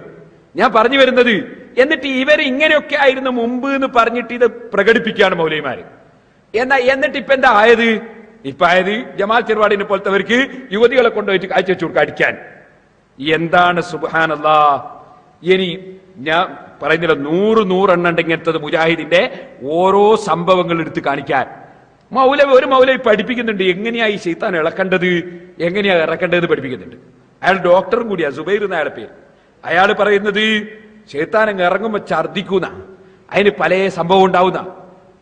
അപ്പൊ ഞാൻ സാധാരണ ചെയ്യുന്ന വെച്ചാൽ 2 രീതികൾ അഡോപ്റ്റ് ചെയ്തിട്ടാണ് ചെയ്യാറുള്ളത്. ഈ ആളുകൾ വരുമ്പോൾ തന്നെ ഇതിങ്ങനെ ഓരോ കെട്ടിടും. ഈ കെട്ടിടുന്ന വെറും ഭൗതികമായ കെട്ടാണ്, മന്ത്രിച്ചോ ഊത്തിയോ കെട്ടല്ല. പക്ഷെ കെട്ടുകൊണ്ടുള്ള എഫക്റ്റ് ഞാൻ മനസ്സിലാക്കിയിട്ട് എന്താ വെച്ചാല്, പലപ്പോഴും പോകാന്ന് പറയുമ്പോ എന്നാ പോവും എന്ന് പറയുമ്പോൾ കെട്ടിട്ട് നിങ്ങൾ പോകാൻ പറഞ്ഞ അഴിച്ചുവിടെന്ന് പറയും. അങ്ങനെ അഴിച്ചാൽ മാത്രമേ അവർക്ക് പോകാൻ സാധിക്കാറുള്ളൂ. അപ്പൊ ഈ കെട്ടിട്ട് കഴിഞ്ഞാല് കെട്ടഴിക്കാതെ ഷെയ്ത്താന് പോകാൻ കഴിയില്ല എന്നുള്ളതാണ് അതിന് കാരണം. പിന്നെ നമ്മൾ കെട്ടുന്ന എന്തിനാന്ന് വെച്ചാൽ പലപ്പോഴും ഖുർആൻ പാരായണം ചെയ്യുമ്പോൾ തന്നെ ഇവരെന്ത് ചെയ്യും, പെട്ടെന്ന് ഒഴിഞ്ഞു കളയും. അപ്പോൾ ഒരു ലക്ഷണമൊന്നും കാണിക്കില്ല. അതുകൊണ്ട് ലക്ഷണം കാണിക്കാൻ വേണ്ടിയാണ് നമ്മൾ ഇങ്ങനെ കെട്ടുന്നത്. അപ്പോൾ ഇതിനകത്തുണ്ടെങ്കിൽ കുറെ ഓതി കഴിയുമ്പോഴെങ്കിലും ലക്ഷണങ്ങൾ പുറത്തേക്ക് കാണിക്കുക, അതിനുവേണ്ടിയാണ് ചെയ്യുന്നത്. അതിൽ പ്രത്യേകിച്ച് ഈ കെട്ടിട്ടിട്ട് ഊതുക എന്നുള്ള ഷിർക്കിന്റെ പരിപാടികൾ അതിനകത്തില്ല. വെറും ഭൗതികമായ ഒരു കാര്യമാണ്. ഇതുപോലെ നമ്മളൊരു കള്ളനെ പിടിക്കാൻ വേണ്ടിയിട്ട് പുറത്തേക്കുള്ള ഡോർ അടച്ചിട്ട് കള്ളനെ അകത്ത് തിരയുന്നത് പോലെ ഉള്ളൊരു കാര്യം മാത്രമേ ഉള്ളൂ. അവരുടെ തലയിൽ കൈ വെച്ചിട്ട് വലത് ചെവിയിൽ ഓതുക.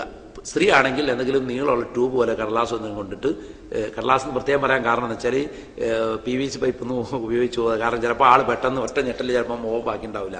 അതുകൊണ്ട് കടലാസാകുമ്പോൾ കടലാസങ്ങ് ചുളുങ്ങിക്കൊള്ളുമല്ലോ.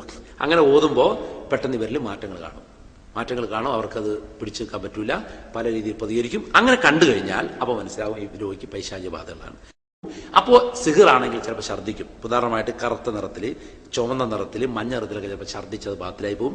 ചിലപ്പോൾ ഇറച്ചി കഷ്ണങ്ങൾ ഒക്കെ ഛർദ്ദിച്ച്, എന്റെ അനുഭവത്തിൽ ഉണ്ടായിട്ടുള്ള കാര്യമാണ്. ഇറച്ചി ഞാൻ പറഞ്ഞു വരുന്നത്, ഈ മുജാഹിദിന്റെ ആൾക്കാര് ഇതൊന്നും ഇല്ലാന്ന് പറഞ്ഞൊരു കാലത്ത് നടന്നിട്ട് ഇപ്പൊ മുഴുവനും അംഗീകരിച്ചിട്ട് ഇപ്പൊ എറിഞ്ഞു നോക്കുമ്പോ തല മറിഞ്ഞപ്പുറായിപ്പോയി. നമ്മളൊക്കെ സാധാരണ എറിയല് മാങ്ങക്ക് കൊള്ളുന്ന രൂപത്തിലാ. ഇവരറിഞ്ഞപ്പോ അതിന്റെ അപ്പുറമായി പോയി. ഇപ്പൊ പറഞ്ഞു എവിടെ എത്തി മൗലൈമാർ നല്ല യുവതികളായ ആളുകളെ റൂമിനുള്ളിലിട്ടിട്ട് കാലിന്റെ തുടക്കം അടിക്കുന്നിടത്തിലെത്തി. പിന്നെയോ ജമീല ടീച്ചർ എന്നെ പറയുന്നുണ്ട്, കൈകൊണ്ട് ഒരിക്കലും മൗലവിമാര് തൊടൂല. സാധാരണ സുന്നി മൗലവിമാര് ചൂരലോണ്ട് അടിക്കുള്ളൂ, ഒരു അന്യസ്ത്രീയെ സ്പർശിക്കൂല. ഈ മൗലവി തൊട്ട് കൈകൊണ്ട് തന്നെ അടിച്ചത്. സുബ്ഹാനല്ലാഹ്. എന്നിട്ട് അവിടുന്നൊക്കെ പോയി ആൾക്കാരുടെ വിവരക്കേട് ഞാൻ പറയട്ടെ. ഇപ്പോ നമ്മളെ സ്കൂൾ പാഠപുസ്തകം ഇറങ്ങിയിരുന്നു, അതിൽ നവോത്ഥാന നായകനാണ് നേരെ പറ്റി വക്കം മൗലവിനെ പറ്റി. ഞാൻ ചോദിക്കട്ടെ, അത് എഴുതിയ ആൾക്കാർ ശാസ്ത്ര സാഹിത്യ പരിഷത്തിന്റെ ആൾക്കാരായാലും ശരി, അല്ലെങ്കിൽ നമ്മളെ വിദ്യാഭ്യാസ മന്ത്രിയുടെ ആൾക്കാരാണെങ്കിലും ശരി, ഞാൻ അവരോട് ചോദിക്കട്ടെ, ഈ വക്കം മൗലവി വിഷത്തിന് മന്ത്രിക്കുന്ന ആളാണ് അയാളെ ചരിത്രത്തിലില്ലേ? നിങ്ങൾക്ക് അത് അംഗീകരിക്കാൻ കഴിയുമോ? പിന്നെ അയാളെ നിങ്ങൾ എന്തിന് വലിയ പൊക്കിയിട്ട് കാണിക്കാൻ പോയത്? വക്കം മൗലവി വിഷത്തിന് മന്ത്രിക്കുന്ന ആളായിരുന്നില്ലേ? വിഷത്തിന് മന്ത്രിക്കാൻ പാടില്ല എന്ന് പറയുന്ന ആളല്ല ഞാൻ സുന്നത്ത് ജമാഅത്തിന് അതിൻ്റെതായ ആശയങ്ങളുണ്ട്, അതിൻ്റെതായ നിയമങ്ങളുണ്ട്, അതൊക്കെ നമുക്കതറിയാം. അതിപ്പോൾ ഞാൻ അതിലേക്ക് ഇപ്പൊ കടന്ന് സംസാരിക്കുന്നില്ല. ഞാൻ പറഞ്ഞു വരുന്നത്, വക്കം മൗലവി നവോത്ഥാന നായകനായതുകൊണ്ട് അദ്ദേഹം പരിഷ്കരണവാദിയായിരുന്നു, അദ്ദേഹത്തിന് ഇങ്ങനത്തെ പരിപാടിയൊന്നും ഇല്ല എന്നല്ലേ ഇവർ വിശ്വസിപ്പിച്ചത്? ആ വിശ്വസിപ്പിച്ചത് തെറ്റല്ലേ എന്നാ ഞാൻ ചോദിക്കുന്നത്.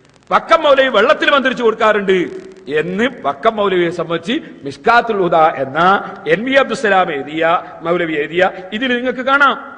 അതെ, വിഷമേറ്റാൽ അത് ഇറക്കുവാൻ മൗലവി സാഹിബിനെ കൊണ്ട് വെള്ളം ജപിച്ച് കൊണ്ടുപോവുക എന്നുള്ള സ്ഥലത്തെയും പരിസരങ്ങളുടെയും ഹിന്ദുക്കളുടെ ഒരു സാധാരണ പതിവായിരുന്നു. 995 ജൂലൈ ലക്കത്തിൽ ഈ ലേഖനം എടുത്ത് എഴുതി പതങ്ങട്ട് കട്ടുകളിയാ ചെയ്ത് മൗലവിമാര്. ഇരിക്കട്ടെ, ഇനി അവിടുന്നും പോയിട്ട് സുബ്ഹാനല്ലാഹ് നമ്മളെ സക്കരിയ സലാഹി എന്താ പറഞ്ഞ്, ശൈത്താന് സഹായിക്കൂന്ന്, ശൈത്താൻ ഉപദ്രവിക്കൂന്ന് പറഞ്ഞു. ഇൻഷാ അല്ലാഹ് ഞാൻ CD കയറ്റിക്കൊള്ളാം. എന്നിട്ട് മൂപ്പരെന്ത് പറഞ്ഞു, ശൈത്താന് ഭയങ്കര കൈവിട്ട് എന്ന് പറഞ്ഞു. മൗലവിമാർ എന്നിട്ട് എന്ത് പറഞ്ഞു, ജർമ്മനിയിലുള്ള മരുന്ന് അരമണിക്കൂർ കൊണ്ട് ഇവിടെ എത്തിക്കൂന്ന് സക്കരിയ സലാഹി. ആര്? ശൈത്താനെ. കേന്ദ്രങ്ങളിലുള്ള പല ആളുകൾ ദിവ്യാത്ഭുതങ്ങൾ കാണിക്കും അല്ലേ? അത് യഥാർത്ഥത്തിൽ ശൈത്താനെ ഉപയോഗിച്ചാണ് അവരതൊക്കെ ചെയ്യുന്നത്. ശൈത്താനാണ് അവരെ സഹായിച്ചുകൊണ്ടിരിക്കുന്നത്. ഇപ്പോ വിഭൂതി എടുത്തു കൊടുക്കുന്നു, ചില തട്ടിപ്പുകളിലൂടെ ഇതൊക്കെ ചെയ്യാൻ പറ്റും. പക്ഷേ HMT വായിച്ചു കൊടുക്ക്, അത് കൊടുക്കും. ജർമ്മനിയിലുള്ള മരുന്ന് ഒരു അരമണിക്കൂർ കൊണ്ട് ഇവിടെ എത്തിച്ചു കൊടുക്കുന്നത് എങ്ങനെ? പ്ലെയിന് പോകുമ്പോൾ പോകാൻ ശൈത്താന് കഴിയും. എന്നിട്ട് അതേ മൗലവിമാരെ കുറിച്ച് വേറൊരു മൗലവി പറഞ്ഞ്, കപ്പൽ മുങ്ങുമ്പോ ശൈത്താൻ മുങ്ങി മരിച്ചു പോകുന്നു പറഞ്ഞു. ജർമ്മനിയിൽ നിന്ന് അരമണിക്കൂറോട് മരുന്നെത്തിക്കുന്ന ശൈത്താനെ ജിന്നെ കപ്പൽ മുങ്ങുമ്പോ മരിച്ചു പോകുന്നു പറഞ്ഞു. മരണം പലപ്പോഴും ഉണ്ടാവാം, ഭൗതികമായ കാരണങ്ങൾ കൊണ്ട് ജിന്ന് ചിലപ്പോൾ മരിച്ചു വരും. ഇപ്പോ ഒരു കെട്ടിടത്തിന്റെ തീപിടുത്തണ്ടായ മനുഷ്യന്മാർ മരിക്കുന്ന കൂട്ടത്തിൽ അവിടെ ജിന്നുകളും മരിച്ചു വരും. മറ്റു പലയിടത്തും ഇപ്പോ കടലിലൂടെ യാത്ര ചെയ്യുന്ന ഒരു യാത്രാവാഹനം, ആ യാത്രാവാഹനത്തിൽ ഏതെങ്കിലും ഒഴിഞ്ഞ റൂമുകളിൽ നേരത്തെ ഞാൻ പറഞ്ഞ പോലെ വല്ല ജിന്നുകളും താമസമാക്കിയിട്ടുണ്ടെങ്കിൽ ആ കപ്പൽ മുങ്ങി മരിച്ചു വരും. മറ്റു പല അവരുടേതായ അള്ളാഹു നിശ്ചയിച്ച കാരണങ്ങൾ കൊണ്ട് മരണം ഉണ്ടായെന്ന് വരും. നമ്മൾ തന്നെ ചിലപ്പോൾ വെറുതെ ഒരു കല്ലെടുത്തെറിയുകയോ ഒരു വടി എടുത്തെറിയുകയോ ചെയ്താൽ അതുകൊണ്ട് ഒരു ജിന്ന് മരിച്ചെന്ന് വരും, പരിക്ക് പറ്റിയെന്ന് വരും. നമുക്കതറിയാൻ പറ്റൂല. ജിന്നിന് ജിന്നിന്റേതായ ലോകത്തിൽ ഇത്തരം അനുഭവങ്ങൾ ഉണ്ട് എന്ന് സൂചിപ്പിക്കുന്ന ഒരുപാട് കാര്യങ്ങൾ നമുക്ക് കാണാൻ സാധിക്കും. ഇത്രയും നമ്മൾ പറഞ്ഞത് ജിന്നിന്റെ പ്രകൃതത്തെ കുറിച്ചാണ്. ഇത് നമ്മൾ പിന്നെ എങ്ങനെയാ മൂപ്പരുടെ ജർമ്മനി പോയല്? പിന്നെ മൗലവിമാര് പറഞ്ഞ് വാഹന അപകടത്തിന് ജിന്ന് രക്ഷപ്പെടുത്തുമെന്ന് പറഞ്ഞു. ഞാൻ ഓരോന്നോരോന്നായി CD കയറ്റിക്കോളെ, ഇപ്പൊ സമയമില്ല. കൂട്ടത്തിൽ നല്ലത് ഇഷ്ടം പോലെ ഉണ്ട്. എത്ര ചീത്തണ്ടോ അത്ര തന്നെ നല്ലതുണ്ട്. ആ നല്ലവരെ നമുക്ക് സുഹൃത്തുക്കളായി കിട്ടിയാൽ ജീവിതത്തിൽ വളരെ ഉപകാരപ്പെടും. പിന്നെ സുബൈക്ക് നമ്മൾ കിടന്നുറങ്ങൂല, അവർ വിളിച്ചുണർത്തിക്കോളും. അതിനെന്താ വഴി? അതിന് വഴി ഉണ്ടായി ഞാൻ പറയാൻ പോവാണ്. അപ്പൊ നമ്മൾ സൂക്ഷിക്കേണ്ട കാര്യം, എപ്പോഴും നമുക്ക് ഒരു നല്ല ജിന്നിന്റെ സപ്പോർട്ട് വേണം. മനസ്സിലായില്ലേ? എത്രത്തോളം എന്ന് വെച്ചാൽ നിങ്ങൾ റോട്ടിലൂടെ നടക്കുന്ന നേരത്ത് അപ്രതീക്ഷിതമായിട്ടൊരു അപകടം വന്ന ആ അപകടത്തിൽ നിന്ന് പോലും നിങ്ങളെ രക്ഷിക്കാൻ സാധിക്കും. ഇപ്പൊ റോഡിന്റെ അരികിലൂടെ നടക്കുന്ന നേരത്ത് ഒരു വാഹനം കൊണ്ട് വന്നു, പെട്ടെന്ന് നിങ്ങൾക്ക് നിങ്ങളാരോ തള്ളിയെന്ന് തോന്നി. ആരുമല്ല, നിങ്ങളെ സുഹൃത്താണ്. സംഭവിക്കാം, നിങ്ങളാണ് മാറും. എത്ര സംഭവങ്ങൾ നമുക്ക് ഉണ്ടായിട്ടുണ്ട്. വാഹനത്തിൽ യാത്ര ചെയ്യുമ്പം ഞാൻ എങ്ങനെ ഒഴിഞ്ഞ്, നമ്മൾ വിചാരിക്കും ഞാൻ എങ്ങനെ അത്ഭുതകരമായി രക്ഷപ്പെട്ടു, ഒട്ടും ഞാൻ അവിടുന്ന് വണ്ടി ഒന്നും ശ്രദ്ധിച്ചില്ല, പക്ഷെ ഞാൻ ഒഴിഞ്ഞാണ്ട് പോയി എന്ന് നമ്മൾ വണ്ടി ഓടിക്കുമ്പോൾ പലരും പറയാറുണ്ട്. അതിന്റെ പിറകിൽ നമ്മളെ സഹായിക്കാൻ അപ്പൊ ജിന്നു വർഗത്തിൽ സഹായികൾ ഉണ്ടാവും. അവസാനം സക്കരിയ സലാഹി പറഞ്ഞ് മരുഭൂമി കുടുങ്ങിയാല് ജിന്നുകളെ വിളിച്ച് സഹായം തേടാന്നും പറഞ്ഞു.